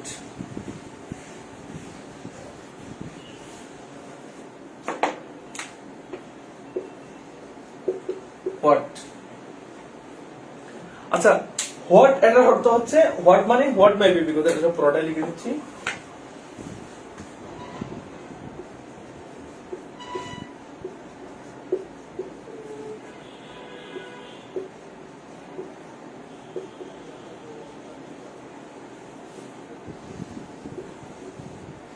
এখন আমরা তো জানলাম ওসিয়তটা কি জিনিস, এরপরে হচ্ছে ওসিয়তের জন্য ফর্মালিটিস গুলা কি। 3 নম্বরের মধ্যে বলতেছে হোয়াট মে বি বিকুয়েটেড, অর্থাৎ কোন কোন প্রপার্টি আপনি ওসিয়ত করতে পারবেন, কোন কোন জিনিস আপনি ওসিয়ত হিসেবে করতে পারবেন। এক নাম্বার বলতেছে ফর্মালিটিস, এক নাম্বার হচ্ছে প্রপার্টি। প্রপার্টি প্রপার্টি মানে যে কোনো ধরনের প্রপার্টি, সেই প্রপার্টিটা হতে পারে আপনার জায়গা জমি, সেই প্রপার্টিটা হতে পারে কোন একটা বিল্ডিং, সেই প্রপার্টিটা হতে পারে বড় কোন রকমের স্থাপনা, সেই প্রপার্টিটা হতে পারে কোন একটা পুকুরের মধ্যে শেয়ার, সেই প্রপার্টিটা হতে পারে কোন একটা কোম্পানির মধ্যে শেয়ার। যে কোনো ধরনের প্রপার্টি আপনি ওসিয়ত করতে পারবেন। দুই নম্বরের মধ্যে বলতেছে capable of being transferred. Capable of being transferred. Capable of being transferred এর অর্থ হচ্ছে সেই প্রপার্টিটা হস্তান্তরের যোগ্য। যেমন আমি আপনাকে একটা যদি বলি দোয়া কি হস্তান্তর করা যায়? না। সুতরাং আপনি যদি বলেন আমি আমার নাতির জন্য ওসিয়ত করে গেলাম, তার জন্য এক বালতি দোয়া, আপনি ওসিয়ত করে গেলেন আমার নাতির জন্য এক বালতি কি খাজা বাবার দোয়া, তো দোয়া কি ট্রান্সফার করা যায়? না, করা যায় না। তো সুতরাং আপনাকে এমন কিছু ওসিয়ত করতে হবে যেটা কি করা যায়, ট্রান্সফার করা যায়। অথবা আপনি ওসিয়ত করলেন যে আমার নাতির জন্য চন্দ্রনাথ পাহাড় আমি ওসিয়ত করলাম, চন্দ্রনাথ পাহাড়কে আপনি কি ট্রান্সফার করে এখানে নিয়ে আসতে পারবেন? না। তার মানে প্রপার্টিটা এমন হতে হবে যেটা কি করা যায়, ট্রান্সফার করা যায়। 3 নম্বরের মধ্যে বলতেছে existing during. Existence during DEATS, that most important, এটা আপনাদেরকে জানতে হবে। আমরা গিফটের মধ্যে পড়েছি যখন কোন একটা জিনিস গিফট করা হবে তখন সেটা এক্সিস্টেন্সের মধ্যে থাকতে হবে। ফিউচার কোন জিনিস আপনি গিফট করতে পারবেন না। কিন্তু আপনার ওসিয়তের মধ্যে বলতেছে এক্সিস্টিং ডিউরিং ডেথ, আপনি যখন মারা যাচ্ছেন, ওয়াসি যখন মারা যাবে তখন স্পেসিফিকলি ওই প্রপার্টিটা এক্সিস্টেন্সে থাকতে হবে। উদাহরণস্বরূপ আপনি ওসিয়ত করলেন কিসের জন্য, একটা 1 শতক জমি, কিন্তু আপনার সেই 1 শতক জমি আপনার হাতে নেই, কিন্তু আপনি যখন মারা যাচ্ছেন, মারা যাওয়ার আগে আপনি 1 শতক জমি কিনে রেখে গেলেন, এবং ওই জমিটাই হচ্ছে আপনার, যেহেতু আপনি মারা যাওয়ার পূর্বে সেটা এক্সিস্টেন্সের মধ্যে আসছে, সেই কিটা আপনার এই যে উইলটা, সেই উইলটা কি করা যাবে, কার্যকর করা যাবে। কিন্তু আপনি যদি এরকম করতেন, আপনার 1 শতক জমি ছিল না, তখন আপনি বলেছেন আমি 1 শতক জমি আপনার কাকে কি করলাম, মিস্টার ওয়াই কে গিফট করলাম, তখন সেই গিফটটা কি হতো না, বৈধ হতো না। যেহেতু এটা উইলের ক্ষেত্রে এটা মৃত্যুর পরে কার্যকর হয়, সেজন্য ওসিয়ত কখন করবে সেটা দরকার নাই, কিন্তু ওসিয়ত করে মৃত্যুবরণ করার সময় যদি সেই প্রপার্টি এক্সিস্টেন্সের মধ্যে থাকে তাহলে সেটাই যথেষ্ট। এরপর আসতেছে not important to be in exist during death, সেটা বলেছি। এরপর হচ্ছে বিকজ ইউজ অফ ভ্যালিড। এগুলো একটু লিখেছেন, লিখলে আমি এগুলো কেটে দিই, আরো কয়েকটা লিখবো কথা।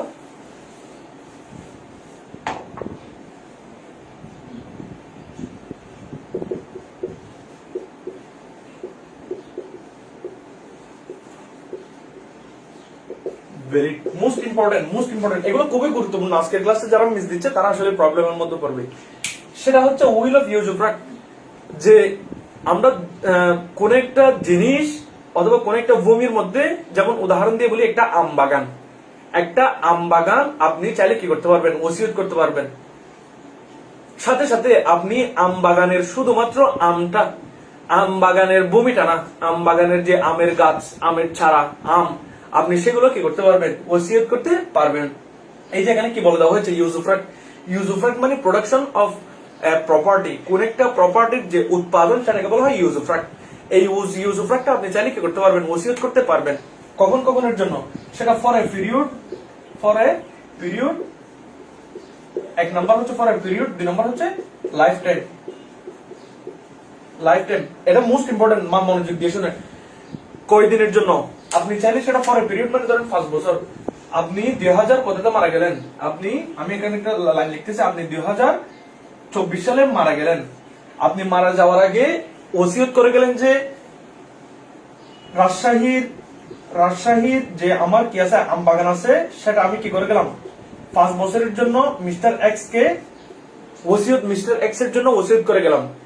সেই অর্থাৎ ওই আম বাগানের যে আমগুলো আসবে সেগুলা আমি মারা যাওয়ার পরে 5 বছর কে পাবে, মিস্টার এক্স পাবে। তো আপনি যদি 2024 সালে মারা যান তাহলে 24, 25, 26, 27, 28, 29, এই 29 পর্যন্ত 5 বছরের আমগুলা কে পাবে, মিস্টার এক্স পাবে। এটাকে হচ্ছে ফর এ পিরিয়ড, অর্থাৎ নির্দিষ্ট একটা সময়ের জন্য। অথবা আপনি চাইলে লাইফ টাইমের জন্য কি করতে পারেন, ওসিয়ত করতে পারেন। এর আগে বলি, আমরা যে এখানে 5 বছরের যে একটা পিরিয়ড বলেছিল, সেই 5টা বছর অতিক্রান্ত হওয়ার পর কি হবে, সেই 5টা বছর অতিক্রান্ত হওয়ার পরে যে ভূমি আছে সেই ভূমিটা যারা উত্তরাধিকাররা পেয়েছে ওই আমগুলার রাইটটাও তাদের কাছে চলে যাবে। অর্থাৎ 2029 সালের পরে যারা উত্তরাধিকার সূত্রে জমিটা পেয়েছে তারা ওই আম বাগানের আমগুলা নিজেরাই বুক করবে, তারা যাকে ওসিয়ত করে গেছে তাকে দিবে না। অথবা ফর এ লাইফ টাইম তার জীবদ্দশার জন্য কি করতে পারে, ওসিয়ত করতে পারে। যেমন নাকি মিস্টার এক্স আর একটা হচ্ছে মিস্টার জেড মারা যাওয়ার আগে ওসিয়ত করে গেল রাজশাহীর আমার আম বাগানটা মিস্টার এক্স যতদিন বেঁচে থাকবে তার জন্য ওই বাগানের আমগুলো ওসিয়ত করলাম। তো এখন মিস্টার জেড কখন মারা গেল? 2024 সালে মারা গেল। 2024 সালে মারা গেলে মিস্টার এক্স বেঁচে থাকলো হচ্ছে 2050 সাল পর্যন্ত। এই 2050 সাল পর্যন্ত ওই আম বাগানের যতগুলা আম প্রতি বছর উৎপাদন হবে সেই আমগুলা কে পাবে? মিস্টার এক্স পাবে। আর 2050 সালে যদি মিস্টার এক্স মারা যায়, তার মারা যাওয়ার পরে ওই যে ভূমি সেটার উত্তরাধিকার যারা আগে থেকে ছিল তারা ওই ভূমির আমগুলা নতুন ভাবে তারা নিজেদের অধিকারের মধ্যে নিয়ে নিবে, তারা আর কাকে দিবে না? মিস্টার এক্স কে দিবে না। তো এই যে এখানে বলা হলো উইল অফ ইউজুফ্রাক্ট ইজ ভ্যালিড, অর্থাৎ উইল যে জিনিসটা করা হচ্ছে সেই জিনিসের ভূমির প্রোডাকশন যেটা সেটাকেও চাইলে কেউ কি করতে পারবে? উইল করতে পারবে, ভূমিটা করবে না। ভূমি না করে ভূমির যে প্রোডাকশন সেটাও চাইলে কি করতে পারবে? ওয়াকফ করতে পারবে। সেটা নির্দিষ্ট সময়ের জন্য করতে পারে, অথবা যার বরাবরে ওসিয়ত করা হচ্ছে, যার নামে ওসিয়ত করা হচ্ছে তার জীবদ্দশার জন্য কি করতে পারে? ওসিয়তটা করতে পারে। আপনাদের কাছে একটু ক্লিয়ার কিনা আমাকে জানান তো, এই উইল অফ ইউজুফ্রাক্ট একটু ক্লিয়ার কিনা আমাকে একটু জানান, একটু কুইকলি রেসপন্স করেন।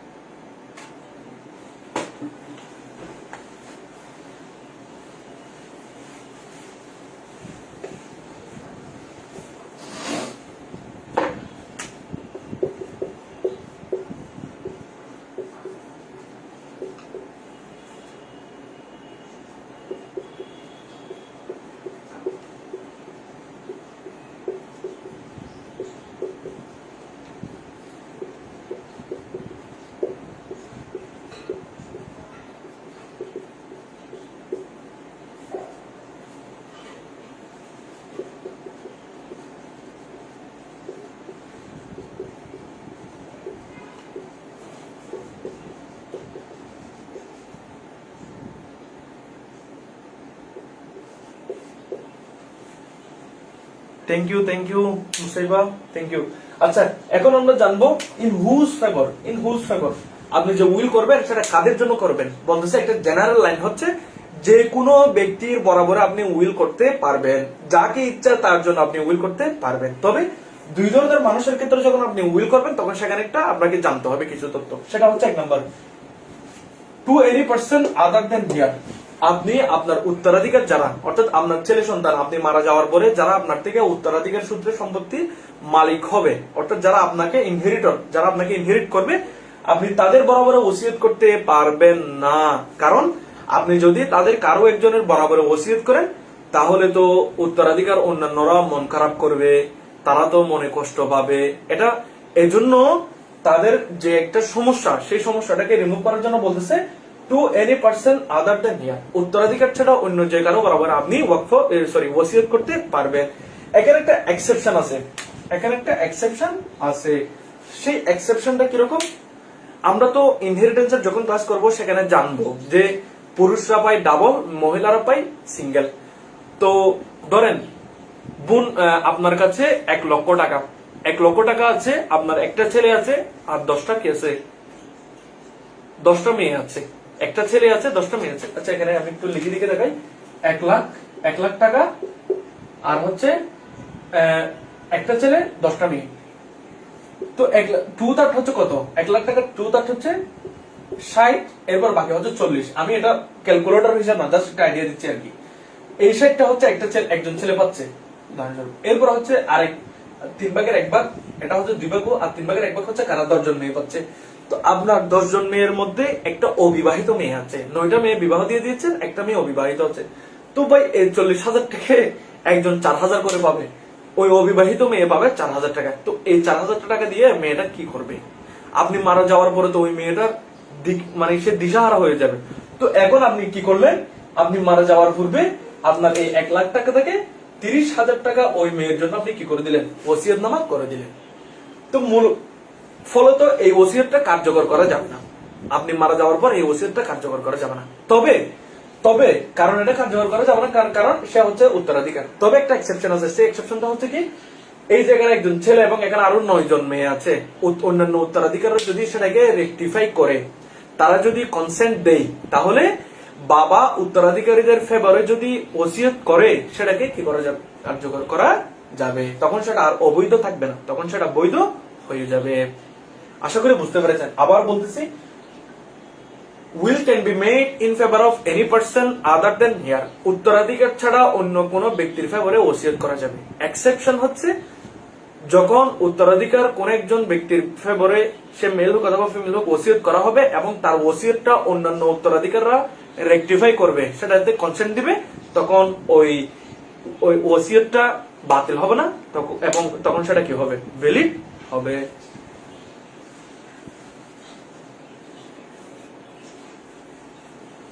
2 নম্বর বলতেছে in favour of unknown person. কোন একজন বাচ্চা, কোন একটি বাচ্চা, ধরেন দাদা হচ্ছে, দাদা না বাবা বলি, বাবার হচ্ছে, সে জানে, এখন তো আর আধুনিক সিস্টেম, ডিজিটাল আপনার মেডিকেলের যে টেস্ট, এগুলোর মাধ্যমে তো বাচ্চা কখন পেটে আসছে এগুলো তো জানা যায়, এখন অনেক সহজ হয়ে গেছে। তো যিনি ওসিয়ত করতেছেন তিনি জানেন যে তার একটা নাতি আসবে পৃথিবীতে, অথবা তার একটা ছেলে আসবে, কেউ না কেউ আসবে, এবং ওই নাতি অথবা ওই ছেলের ফেভারে সে ওসিয়ত করতে ইচ্ছুক। এবং in favour of unborn person, যে ব্যক্তি এখনো পৃথিবীতে ভূমিষ্ঠ হয়নি, এরকম কারো বরাবরে যদি কোন একজন ব্যক্তি ওসিয়ত করে, তাহলে সেই ওসিয়তটা কার্যকর করা যাবে যদি ওই বাচ্চা যদি আনবর্ন 6 মাসের মধ্যে কি করে, জন্মগ্রহণ করে। যেমন নাকি জানুয়ারির 1 তারিখ হচ্ছে ওসিয়ত করলো, মানে মারা গেল আর কি, জানুয়ারি 1 তারিখ না, ধরেন 2023 সালের ডিসেম্বরের মধ্যে ওসিয়ত করছে, 2023 সালের ডিসেম্বরের মধ্যে ওসিয়ত করছে, 1 তারিখ 24 সালের 1 তারিখ মারা গেছে। কে মারা গেছে? যে ওসিয়ত করেছে তিনি মারা গেছে। জানুয়ারি, ফেব্রুয়ারি, মার্চ, এপ্রিল, মে, জুনের 31 তারিখ ওই বাচ্চাটা যদি জন্মগ্রহণ করে, অর্থাৎ 6 মাসের মধ্যে যদি জন্মগ্রহণ করে, তখন সেই ওসিয়তটাকে বৈধ বলা যাবে। এবং এক্ষেত্রে কারণ হচ্ছে যে যেহেতু ওই বাচ্চাটা 6 মাসের মধ্যে জন্মগ্রহণ করেছে, তার মানে যখন ওই ব্যক্তি ওসিয়তটা করতেছে ওই সময় ওই বাচ্চা তার মায়ের পেটে চলে আসছে, অর্থাৎ তার অস্তিত্বটা তার মায়ের পেটে চলে আসছে। তো জুরিসপ্রুডেন্সের একটা কথা হচ্ছে, আনবর্নেরও পার্সোনালিটি আছে। এটা আপনারা জুরিসপ্রুডেন্স যারা পড়েছেন তারা জানবেন, আনবর্নের কি আছে, পার্সোনালিটি আছে। সেজন্য আনবর্ন পৃথিবীতে ভূমিষ্ঠ হওয়ার পরে যদি সে এতটুকু জীবিত থাকে, যার মাধ্যমে তার যে প্রাণ ছিল সেটা বোঝা যায়, তাহলে সেও উত্তরাধিকার সূত্রে প্রপার্টি পাবে, তাকেও পার্সন হিসেবে কি করা হবে, গণ্য করা হবে। এবং এজন্য আনবর্ন পার্সনের কিন্তু অনেকগুলা ক্রিটিক্যাল কি আছে, কেস আছে। কেস মানে ব্যাপার স্যাপার আছে, সেগুলা আনবর্নের উপর নির্ভর করে অনেক কিছু ডিসাইড করতে হয়। এই মামলার মধ্যে আমরা জানতেছি সেটা হচ্ছে, আনবর্ন যদি ওসিয়ত করার 6 মাসের মধ্যে জন্মগ্রহণ করে, তাহলে সে ওসিয়তটা বৈধ হবে। আর যদি 6 মাস পরে জন্মগ্রহণ করে, তাহলে ওসিয়তটা বৈধ হবে না। বৈধ হওয়ার কারণ হচ্ছে 6 মাসের মধ্যে ওসিয়ত করলে সেই ওসিয়তের সময় ওই ছেলে বেবি তার মায়ের পেটে চলে আসছিল। আর যদি 6 মাস পরে জন্মগ্রহণ করে, তার অর্থ হচ্ছে ওসিয়ত করার সময় তার মায়ের পেটের মধ্যেও ওই বাচ্চার কি ছিল না, অস্তিত্ব ছিল না। মাই ডিয়ার স্টুডেন্ট, আমরা কাদের ফেভারে উইল করা যাবে সেই নিয়ে 2টা কথা বলেছি, 3টা কথা বলেছি। 1, যে কোনো মানুষের ফেভারে ওসিয়ত করা যাবে। 2, উত্তরাধিকারদের ফেভারে ওসিয়ত করা যাবে না, এক্সেপশন যদি কেউ ওসিয়ত করে এবং অন্যান্য উত্তরাধিকাররা কনসেন্ট দেয়, তাহলে সেটা ভ্যালিড হবে। 3 নম্বর বলেছে in favour of unborn person. Unborn যদি 6 মাসের মধ্যে জন্মগ্রহণ করে, তাহলে সেই ওসিয়ত বৈধ। আর যদি 6 মাস পরে জন্মগ্রহণ করে, তাহলে সেই ওসিয়ত বৈধ নয়। একটু ক্লিয়ার কিনা আমাকে একটু জানান, আপনাদের কাছে ক্লিয়ার কিনা। কারো কোনো প্রশ্ন থাকলে একটু করেন, যদি কোনো প্রশ্ন থাকে তাহলে সেটা আপনারা ইনবক্সে দেন, আমি আপনাদেরকে উত্তর দিচ্ছি। আর একটু ক্লিয়ার কিনা আমাকে জানান।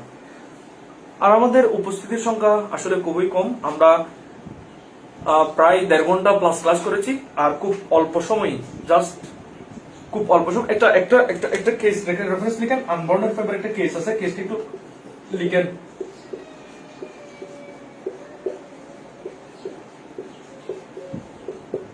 মিসেস সাননভি ভার্সেস মোহাম্মদ রিয়াজ, এটা একটু লিখেন। মোহাম্মদ রিয়াজ 8DLR। এটা হচ্ছে আপনার বাংলাদেশ সুপ্রিম কোর্টের এপিলেট ডিভিশন এই রাইটে দিয়েছিল যে যদি 6 মাসের মধ্যে জন্মগ্রহণ করে তাহলে আনবর্ন কিভাবে ওসিয়তটা কার্যকর করা যাবে, আর যদি না হয় তাহলে ওসিয়তটা কার্যকর করা যাবে না। মামলাটা হচ্ছে মিসেস সাননভি ভার্সেস মোহাম্মদ রিয়াজ 8DLR। একটা প্রশ্ন আসছে, ওয়াসি উইল করার 1 বছর পর মারা গেল, মারা যাওয়ার 6 মাসের মধ্যে যদি বাচ্চা হয় তাহলে কি উইল ভ্যালিড হবে? অবশ্যই ভ্যালিড হবে, অবশ্যই ভ্যালিড হবে। কারণ ওয়াসিয়ত কার্যকর হবে কখন? ওয়াসিয়ত কার্যকর হবে মৃত্যুর পরে। তো এখন মৃত্যুর পরের মৃত্যুবরণ করার 1 বছর আগে করলেও সেই ওয়াসিয়তটার অর্থ হচ্ছে এমন যেন সেই ওয়াসিয়তটা করেছে ওই মারা যাওয়ার দিন কার্যকর হবে। উইল ডিএলআর, উইল ডিএলআর মানে কি ভাইয়া? উইল ডিএলআর মানে উইল ডিএলআর এমনি যদি জিজ্ঞেস করেন ডিএলআর মানে হচ্ছে ঢাকা ল রিপোর্ট, মানে আমাদের কতগুলো বই থাকে না, তো হাইকোর্ট সুপ্রিম কোর্টের মধ্যে যতগুলো মামলা হয় সেই মামলার জাজমেন্ট গুলা ওইখানে কি করা হয়, লিপিবদ্ধ করা হয়। ঢাকা কেন্দ্রিক যে ল রিপোর্টটার নাম সেটা হচ্ছে ডিএলআর। আবার আরো অনেকগুলো আছে, যেমন নাকি বিএলসি, বাংলাদেশ লিগাল ক্রনিকলস। তারপর হচ্ছে আপনার আরো অনেকগুলো কি আছে, ল ডাইজেস্ট আছে আর কি।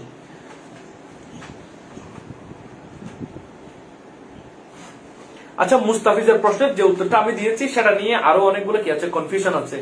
সেখানে বিভিন্ন মামলার মধ্যে আরো বিভিন্ন রকমের কথা আছে। আমি আপাতত এতগুলো আলোচনা আমি করতে পারছি না। আপনাদের একটা বই সাজেশন দিচ্ছি, Muslim personal law by Jasim Ali sir. ওইখানের মধ্যে আপনি যে টপিক নিয়ে প্রশ্ন করেছেন এই টপিকের উপর অনেকগুলো কেস বলেছে। তো এগুলো যেহেতু আপনাদেরকে আমি এখন বললে অনেকগুলো কনফিউশন হয়ে যাবে, আপনারা অনেক ঝামেলা করবেন, যেটা নোশন সেটা আপনাদের বুঝতে কষ্ট হয়ে যাবে, সেজন্য আমি এগুলো নিয়ে টানাটানি করতেছেন। আপনারা কাইন্ডলি ওই বইটা থেকে জেনে নেবেন।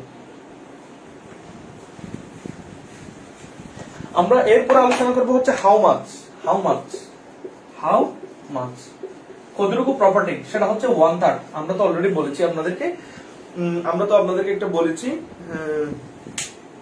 যে একজন ব্যক্তি ওসিয়ত হিসেবে তার 3/1 চেয়ে বেশি প্রপার্টি ওসিয়ত করতে পারবে না। এটা হচ্ছে জেনারেল রুল। সে যদি 3/1 চেয়ে বেশি প্রপার্টি ওসিয়ত করে তাহলে তার মৃত্যুর পরে কেবল 3/1 প্রপার্টি কার্যকর করা হবে।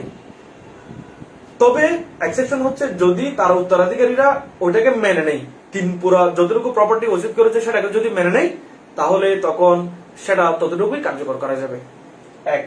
2 নম্বর বলেছি যে উত্তরাধিকারীদের ফেভারে কি করা যাবে না, ওসিয়ত করা যাবে না। কিন্তু যদি অন্যান্য উত্তরাধিকাররা সেটাতে কনসেন্ট দেয় তাহলে সেটা কি করা যাবে, কার্যকর করা যাবে। এই যে এই জিনিসটা প্রশ্নের মধ্যে আসতে পারে এমসিকিউ, যে ওসিয়ত কতটুকু সম্পত্তিতে করা যাবে। আপনাদের মাথায় তখন থাকবে গিফট, তোমার গিফট তো যা ইচ্ছা তাই করা যাবে, ওয়াকফ তো যা ইচ্ছা করা যাবে, কোনো সমস্যা নাই, তাহলে ওসিয়ত সেম হবে আর কি, 3/1 কেন। কিন্তু my dear student, most important এটা আপনাদেরকে মনে রাখতে হবে যে ওসিয়ত করা যাবে 3/1 প্রপার্টিতে। এরপরে আসেন আমরা আরেকটা জিনিস দেখবো, এক্সিকিউটর অফ উইল, এবং এর মাধ্যমে আমাদের উইলের আলোচনা চলে যাবে। সেটা হচ্ছে এক্সিকিউটর মোস্ট ইম্পর্টেন্ট। এটাও হচ্ছে আমরা উইলের মধ্যে যেমন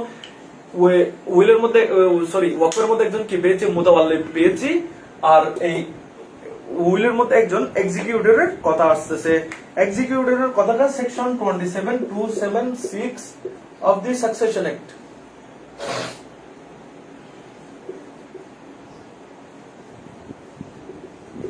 এটা মনে রাখবেন, সাকসেশন অ্যাক্ট 1925। এক্সিকিউটরটা কি বলছে? উইল করার পর ওয়াসি রিলিজিয়ন ত্যাগ করলে উইল ভ্যালিড হবে কিনা? অবশ্যই ভ্যালিড হবে, অবশ্যই। এটা আপনি অনেক চমৎকার প্রশ্ন করতেছেন, আপনাকে অসংখ্য ধন্যবাদ। যে রিলিজিয়ন অফ দি ওয়াসি, সে যখন ওয়াসিয়তটা করতেছে তখন তার কি রিলিজিয়ন সেটাই গুরুত্বপূর্ণ, সেটাই গুরুত্বপূর্ণ। না, সরি আমার ভুল হচ্ছে। ওসিয়তটা যেহেতু মৃত্যুর পরে কার্যকর হয় তাহলে, আচ্ছা দাঁড়ান, এটা যেহেতু একটু কনফিউশন হয়ে গেছে, সেটা নিয়ে যদি আমি এখন কোন একটা উত্তর দিই সেটা ভুলও হতে পারে, উল্টাপাল্টাও হতে পারে। সেজন্য আমি আপনার প্রশ্নটা একটু রাখলাম যে উইলের যে রিলিজিয়ন ত্যাগ, আমি এটা পড়ছি, আমার মনে হচ্ছে আমি পড়ছি, কিন্তু আমার এই মুহূর্তে একটু কনফিউশন হয়ে গেছে যে রিলিজিয়ন যদি ত্যাগ করে তখন তার উইলটা কখন কি বৈধ হবে নাকি বৈধ হবে না, সেটা আমি আপনাকে কনফার্ম করে নেক্সট ক্লাসে আমি আপনাদেরকে জানিয়ে দিব, অথবা আপনি আমাকে একটা পার্সোনালি নক দিবেন, আমি আপনাকে ক্লিয়ার করে জানিয়ে দিব। আর সুসাইড করলে কোনো সমস্যা হবে? আচ্ছা ঠিক আছে, এই সবগুলো সেন্সিটিভ প্রশ্ন, আমি সবগুলোর আপনার উত্তর আপনাকে নেক্সট ক্লাসে জানাবো। এখন যদি আমি বলি তাহলে আমার ভুল হওয়ার সম্ভাবনাটা বেশি। আচ্ছা, এখন আমরা জানি সেটা হচ্ছে এক্সিকিউটর হচ্ছে আপনি যখন উইল করবেন, উইল করার পরে তো আপনি মারা যাবেন, তো আপনি যে উইল করেছেন, আপনার একটা রেজিস্টার্ড ডকুমেন্ট আছে, সেটা বাস্তবায়ন কে করবে? যে ব্যক্তি উইলটা বাস্তবায়ন করে তাকে বলা হয় executor. Executor may be appointed similar to power of মুতাওয়াল্লি। যে এক্সিকিউটর তিনি হচ্ছে হুবহু মুতাওয়াল্লির মতো, মুতাওয়াল্লির যে পাওয়ার এক্সিকিউটরেরও সেই পাওয়ার। এক্সিকিউটরকে যিনি উইল করতেছেন তিনি অ্যাপয়েন্ট করতে পারেন, অথবা আদালত কি করতে পারে? অ্যাপয়েন্ট করতে পারে। যেমন মিস্টার এ ওসিয়ত করতেছে যে আমি মারা যাওয়ার পর অমুককে এই প্রপার্টিটা দিও, সাথে সাথে সেই এলাকার একজন গণ্যমান্য ব্যক্তিকে বললো যে আমি মারা যাওয়ার পর তুমি কাজটা একটু কি করে দিও, নিজ দায়িত্বে করে দিও, সেই হচ্ছে এক্সিকিউটর। তো ওসিয়ত করার পরে এক্সিকিউটরের নানা রকমের কাজ আছে, সেই কাজগুলো হুবহু মুতাওয়াল্লির মতো। মুতাওয়াল্লি যেমন সে নিজের দায়িত্ব অন্য কাউকে ট্রান্সফার করতে পারে না, সে হচ্ছে সেগুলো বিক্রি করতে পারে না, মর্গেজ করতে পারে না, সেল করতে পারে না, হুবহু এক্সিকিউটরও উইলের প্রপার্টিটাকে সেই সমস্ত ঝামেলাগুলো করতে পারবে না। এরপরে বলতেছে Wasi will have to apply for a profit. এখন প্রশ্ন আসতেছে, মিস্টার এ উইল করছে, ওসিয়ত করছে, ওসিয়ত করার পরে মারা গেল, এখন মারা যাওয়ার পরে তো ওসিয়তটাকে কার্যকর করতে হবে। কিভাবে কার্যকর করবে এক্সিকিউটর, কিভাবে কার্যকর করবে? সেটা হচ্ছে সেকশন 27 সাকসেশন 1925 এ বলতেছে, যিনি ওয়াসি তিনি মারা যাওয়ার পরে যে ব্যক্তি এক্সিকিউটর হিসেবে নিয়োগ প্রাপ্ত হয়েছে, সে আদালতের মধ্যে একটা প্রভিটের জন্য কি করবে? অ্যাপ্লিকেশন করবে। প্রভিট হচ্ছে কি? ডিক্লারেশন অফ দি কোর্ট, আদালতের যে নির্দেশনা ঘোষণা সেটাকে বলা হয় প্রভিট। তো ঘোষণাটা কি জন্য করবে? ঘোষণা করবে যে ওই ওয়াসি যিনি ওসিয়তটা করেছেন সেটা যে তাকে অ্যাপয়েন্ট করা হয়েছে এক্সিকিউটর হিসেবে, তিনি সেটা এক্সিকিউট বাস্তবায়ন করবেন, এই মর্মে একটা উনি আদালত থেকে অনুমতি নেবেন, এবং এই আদালত অনুমতিটা দেওয়ার পূর্বে যে ওসিয়তটা করেছে সেটা বৈধ কিনা, সেটাকে কোনো রকমের ঝামেলা আছে কিনা, সেটা আদালত ভালো মতো দেখবে। দেখার পরে এক্সিকিউটরকে রায় দিবে বা নির্দেশনা দিবে যে ঠিক আছে, তুমি ওয়াসি অর্থাৎ ওসিয়তকারী যেভাবে বলেছে সেটা তুমি কি করো? বাস্তবায়ন করো। এই যে এটাকে বলা হয়, এই কথাটা বলা আছে কোথায়? Section 27 of the succession act 1925 এর মধ্যে। এই এক্সিকিউটরের যখন এক্সিকিউট করতে যাবে তখন আদালতের যে একটা প্রভিট লাগবে, প্রভিট PROVAT, প্রভিট, যেটাকে বলা হয় ডিক্লারেশন অফ কোর্ট, এটাকে বলা হয় এই যে আর কি প্রভিট। এই প্রভিটের মাধ্যমে সে হচ্ছে তার বাকি কাজগুলো বাস্তবায়ন করবে। এরপর আসেন revocation of will. Revocation of উইলের মাধ্যমে আমাদের আলোচনা শেষ হয়ে যাবে। আপনারা একটু জাস্ট ধৈর্য ধরে আর জাস্ট 5 মিনিট ওয়েট করেন, আমরা ক্লাসটা দ্রুত শেষ করে দিব। আজকে হচ্ছে উইল পর্যন্ত থাকবে, নেক্সট ক্লাসে আমরা প্রিএমশন প্লাস অন্যান্যগুলো আলোচনা করে ফেলবো। রিভোকেশন অফ উইল রিভোক করা যাবে কিনা আমরা দেখেছি। গিফট রিভোক করা যায় কখন? Before delivery of possession. Delivery of পসেশনের যে কোনো সময় পূর্বে যে কোনো সময় গিফট কি করা যায়? আপনার রিভোক করা যায়। অনুরূপ ভাবে বলতেছে উইলটাকেও কি করতে পারবেন? রিভোক করতে পারবেন, আইদার এক্সপ্রেসলি অর ইমপ্লাইডলি, সরাসরি ভাবে অথবা ইনডিরেক্টলি। এক্সপ্রেসলি কিরকম? আপনি মিস্টার এক্স মিস্টার ওয়াই এর বরাবর একটা কি করেছে? ওসিয়ত করেছে। তো আপনি যে ওসিয়ত নামাটা লিখেছেন, ওসিয়তের জন্য যে নামাটা লিখেছেন সেটা আপনি ছিঁড়ে ফেললেন, অর্থাৎ আপনি তাকে মুখে মুখে বলে দিলেন যে আমি তোমাকে যে ওসিয়ত করছি সেটা আমি আর কি করবো না, বাস্তবায়ন করবো না, বা আমি সেটা রাখতে চাচ্ছি না। তাহলে কি হয়ে গেছে? রিভোক হয়ে গেছে। অথবা আপনি যদি সেটা কোর্টের মাধ্যমে রেজিস্ট্রেশন অফিসের মাধ্যমে রেজিস্ট্রেশন করে ফেলেন, তখন আপনি সেটা রেজিস্ট্রেশন অফিসের মধ্যে গিয়ে সেটাকে কি করবেন? বাতিল করবেন। বাতিল করার মাধ্যমে রিভোকেশনটা হয়ে গেছে। 2 নম্বর হচ্ছে ইমপ্লাইডলি, অদৃশ্যভাবে। কিরকম? আপনি এল নামক একটা ল্যান্ড, L1 নামক একটা ল্যান্ড মিস্টার ওয়াই কে ওসিয়ত করেছেন, পরবর্তীতে আপনি সেটা কি করেছেন? বিক্রি করে দিয়েছেন আরেকজনকে। তাহলে আপনি বিক্রি করার মাধ্যমে ওই যে আপনার ওসিয়তটা করেছিলেন, পূর্বের ওসিয়ত, আপনি সেটাকে রিভোক করে ফেলেছেন। কারণ আপনি যদি রিভোক না করতেন, আপনি তো জানেন যে সেখানে একটা ওসিয়ত আছে, তাকে আপনি বিক্রি করছেন কেন? বিক্রি করার উদ্দেশ্য হচ্ছে আপনি সেটাকে কি করে ফেলেছেন? রিভোক করে ফেলেছেন। এরপরে তার যেটা কন্ডিশন সেটা হচ্ছে আপনি রিভোক কখন করতে পারবেন? সেটা হচ্ছে বিফোর দ্য ডেথ। আপনি মৃত্যুর পূর্বে যে কোনো সময় কি করতে পারবেন? রিভোক করতে পারবেন। আপনি মারা যাওয়ার পরে আর কোনো রিভোক করার সুযোগ নাই। আপনার উত্তরাধিকারীরা বলতে পারবে না যে আমার বাবা ওসিয়ত করেছে, আমরা সেটাকে রিভোক করেছি। এটা বলার কি নেই, কোনো অবস্থায় সুযোগ নাই। এরপর হচ্ছে যেমন সাবসিকুয়েন্ট গিফট। আপনি ওসিয়ত করেছেন, পরবর্তীতে সেই ওসিয়তের প্রপার্টিটা বিক্রি করে দিয়েছেন, রিভুক হয়ে গেছে। আপনি সেটা গিফট করে দিয়েছেন আরেকজনকে, তাহলে সেটা কি হয়ে গেছে? রিভুক হয়ে গেছে। এরপর আসেন কম্পারিজন। এই জাস্ট লাস্ট কম্পারিজনের মাধ্যমে আমাদের ক্লাস শেষ হবে। আমরা কম্পারিজন করব বিটুইন গিফট এবং উইল, গিফট ভার্সেস উইল। আমরা ক্লাসের শুরুতেও কিন্তু difference between will and gift নামেও তখন বলেছি, এখন আরেকটু বলতেছি লাস্ট। সেগুলো হচ্ছে যে গিফটের মধ্যে কোন রকমের লিমিটেশন নাই, সমস্ত প্রপার্টি আপনি গিফট করতে পারবেন। উইলের ক্ষেত্রে লিমিটেশন আছে, 1/3 আপনি উইল করতে পারবেন। 2 নম্বর হচ্ছে গিফট, আপনি যে কাউকে ইচ্ছা যাকে ইচ্ছা তাকে কি করতে পারবেন? গিফট করতে পারবেন, কোন রকমের সমস্যা নেই। আপনি হিন্দু হোক মুসলিম হোক যাকে ইচ্ছা তাকে গিফট করতে পারবেন। কিন্তু আপনি এখানে স্পেসিফিক্যালি বলা আছে আপনি উত্তরাধিকারীদের বরাবরে কোনো কি করতে পারবেন না, গিফট করতে পারবেন না। আপনি আনবর্ন যে মায়ের পেটে আসে নাই তার বরাবরে গিফট করতে পারবেন না। 3 নম্বরের মধ্যে বলতেছে after delivery of possession no revocation. গিফটের সময় যদি আপনি সরাসরি ডেলিভারি অফ পজিশন দিয়ে দেন তাহলে আপনি কোনো অবস্থাতেই কি করতে পারবেন না, রিভোক করতে পারবেন না। কিন্তু উইলের ক্ষেত্রে ডেলিভারি অফ পজিশন করেছেন কিন্তু বিফোর ডেথ, মৃত্যুর পূর্বে আপনি যে কোনো সময় কি করতে পারবেন, রিভোক করতে পারবেন। মৃত্যুর পরে আপনি কি করতে পারবেন না, রিভোক করতে পারবেন না। এরপর বলছে গিফটের মধ্যে ট্রান্সফারটা আবশ্যক, কিন্তু এই যে আপনার উইলের মধ্যে ট্রান্সফারটা আবশ্যক না। অর্থাৎ আমরা গিফটের মধ্যে যে গিফটটা করতে চান সেটা মোবাইল হোক ইমোবাইল হোক তৎক্ষণাৎ আপনাকে দিয়ে দিতে হবে, কিন্তু ওসিয়তের ক্ষেত্রে আপনাকে তৎক্ষণাৎ দিতে হচ্ছে না, বরং আপনি মারা যাওয়ার পরে আপনার যে এক্সিকিউটর সেই হচ্ছে প্রপার্টিটা ট্রান্সফার করে দিবে। এই হচ্ছে গিফট এবং উইলের মধ্যে পার্থক্য। প্রিয় শিক্ষার্থীবৃন্দ, আমরা আজকের এই ক্লাসের মধ্যে যে যে উইলের ব্যাপারগুলো জানলাম সেটা হচ্ছে উইল বলতে কি বোঝায়, এরপরে হচ্ছে আপনার উইল এবং গিফটের মধ্যে পার্থক্যগুলো কি, এরপর হচ্ছে কে কোন ব্যক্তি উইল করতে পারে, এরপর হচ্ছে উইল করার জন্য কি কি ফর্মালিটিস আছে সেগুলো নিয়ে আলোচনা করেছি, এরপরে কোন কোন জিনিসগুলো আপনি উইল করতে পারবেন সেগুলো নিয়ে আলোচনা করেছি, এরপর হচ্ছে কাদের ফেভারে আপনি উইল করতে পারবেন সেগুলো নিয়ে আমরা আলোচনা করেছি। এরপরে আলোচনা করেছি হচ্ছে উইলটা বাস্তবায়ন করার জন্য একজন ব্যক্তিকে নিয়োগ দেওয়া হবে যাকে বলা হয় এক্সিকিউটর, এক্সিকিউটর নিয়ে আমরা আলোচনা করেছি। সর্বশেষ রিভোকেশন অফ উইল, উইল কখন রিভোক করা যাবে সেগুলো নিয়ে আলোচনা করেছি। এবং ক্লাস শেষে আমরা আরেকটু আলোচনা করেছি যে গিফট এবং উইলের মধ্যে প্রাইমারি পার্থক্যগুলো কি কি, কম্পারিজনটা নিয়ে আমরা আলোচনা করেছি। এর মাধ্যমে হচ্ছে আমরা আমাদের গিফট এবং উইলের ওয়ার্ক ফর যে অংশটা বাকি ছিল সেটা কমপ্লিট করেছি, আমরা উইলের যে অংশটা বাকি আছে সেটা কমপ্লিট করেছি। আমরা নেক্সট ক্লাস হবে আমাদের বুধবারে আর কি, আগামী বুধবারে আমরা আমাদের যে টপিকটা নিয়ে আলোচনা করবো, আপনারা ভালো মতো পড়াশোনা করে আসবেন। সেই ক্লাসটা লেন্থি হবে, আমরা আলোচনা করবো প্রিএমশন নিয়ে, আমরা প্রিএমশন নিয়ে আলোচনা করবো নেক্সট ক্লাসে।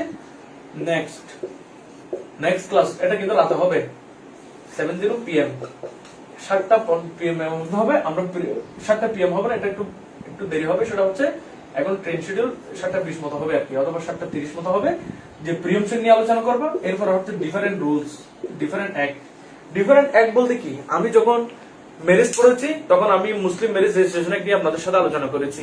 যখন আমরা ডিসোলিউশন অফ ম্যারেজ আলোচনা করেছি তখন মুসলিম ফ্যামিলি লস অর্ডিন্যান্স নিয়ে আপনাদেরকে আলোচনা করে দিয়েছি। তারপর হচ্ছে ওইখানে জাস্ট একটা জিনিস পড়ি নাই, সেটা হচ্ছে আমরা চিলড্রেন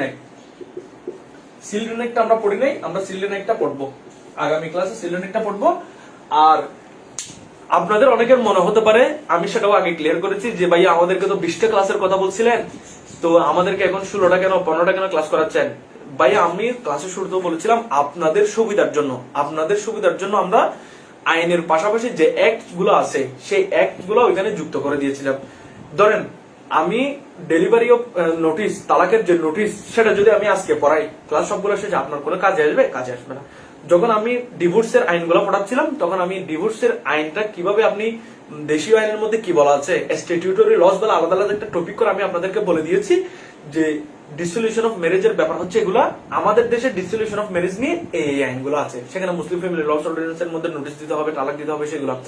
এরপরে হচ্ছে আপনার মেইনটেনেন্স যখন পড়েছি তখন মেইনটেনেন্সের মধ্যে ওই মেইনটেনেন্স এন্ড কি অ্যাক্ট এগুলো আমি ওখানে আপনাদেরকে পড়িয়ে দিয়েছি। এবং ওই পুরো একটা যখন আপনি পড়তে যাবেন তখন আপনার দিক হারা হয়ে যাবেন, আপনি সবগুলো বুঝতে পারবেন না। সেজন্য যতটুকু প্রয়োজন ততটুকু আমি আলোচনা করেছি। এরপরও আমি একটা নেক্সট ক্লাসে প্রিএমশন সাথে একটা ওভারভিউ দিব ওই আইনগুলোর উপর, আপনারা আশা করি ক্লাসে থাকবেন। এবং ওই ক্লাসটার শেষেই আগামী বুধবারের পরপরই আমরা হচ্ছে ইনহেরিটেন্স শুরু করে দিব, এবং ইনহেরিটেন্সটা উইদিন শর্ট টাইম, দরকার হলে আমি লাগাতার ক্লাস নিয়ে আমরা ক্লাসটা কি করে দিব, শেষ করে দিব।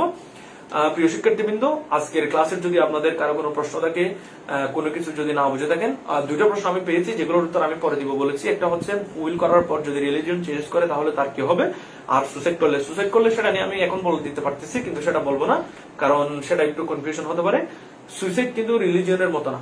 রিলিজিয়ন চেঞ্জ করলে যেরকম ফলাফল, সুসাইডের কারণে সেরকম কোনো ফলাফল হয় না। তো এর বাইরে যদি আর কারো কোনো প্রশ্ন থাকে তাহলে প্রশ্নটা করেন, আর যদি কোনো প্রশ্ন না থাকে তাহলে সবাইকে শুভকামনা জানিয়ে আমি আজকের ক্লাস এখানে শেষ করবো ইনশাল্লাহ। আর আপনারা নিয়মিত পড়াশোনা করবেন, নেক্সট টপিক গুলোর উপর পড়াশোনা করবেন, প্রিভিয়াস যে সমস্ত এক্সাম গুলো দিয়েছেন সেগুলো বারবার টাচে থাকবেন, যেন আপনাদের একসাথে পরীক্ষার প্রস্তুতি হয়ে যায়। আর রিটেন পরীক্ষার খাতা সেটা আমি দেখতেছি অলরেডি, দেখে হচ্ছে আপনাদেরকে আমি ফলাফলটা জানিয়ে দিব উইদিন শর্ট টাইম। আশা করি আপনারা সামনের আগামী পরীক্ষাগুলোতে ভালো কিছু করবেন। কারো কোনো প্রশ্ন?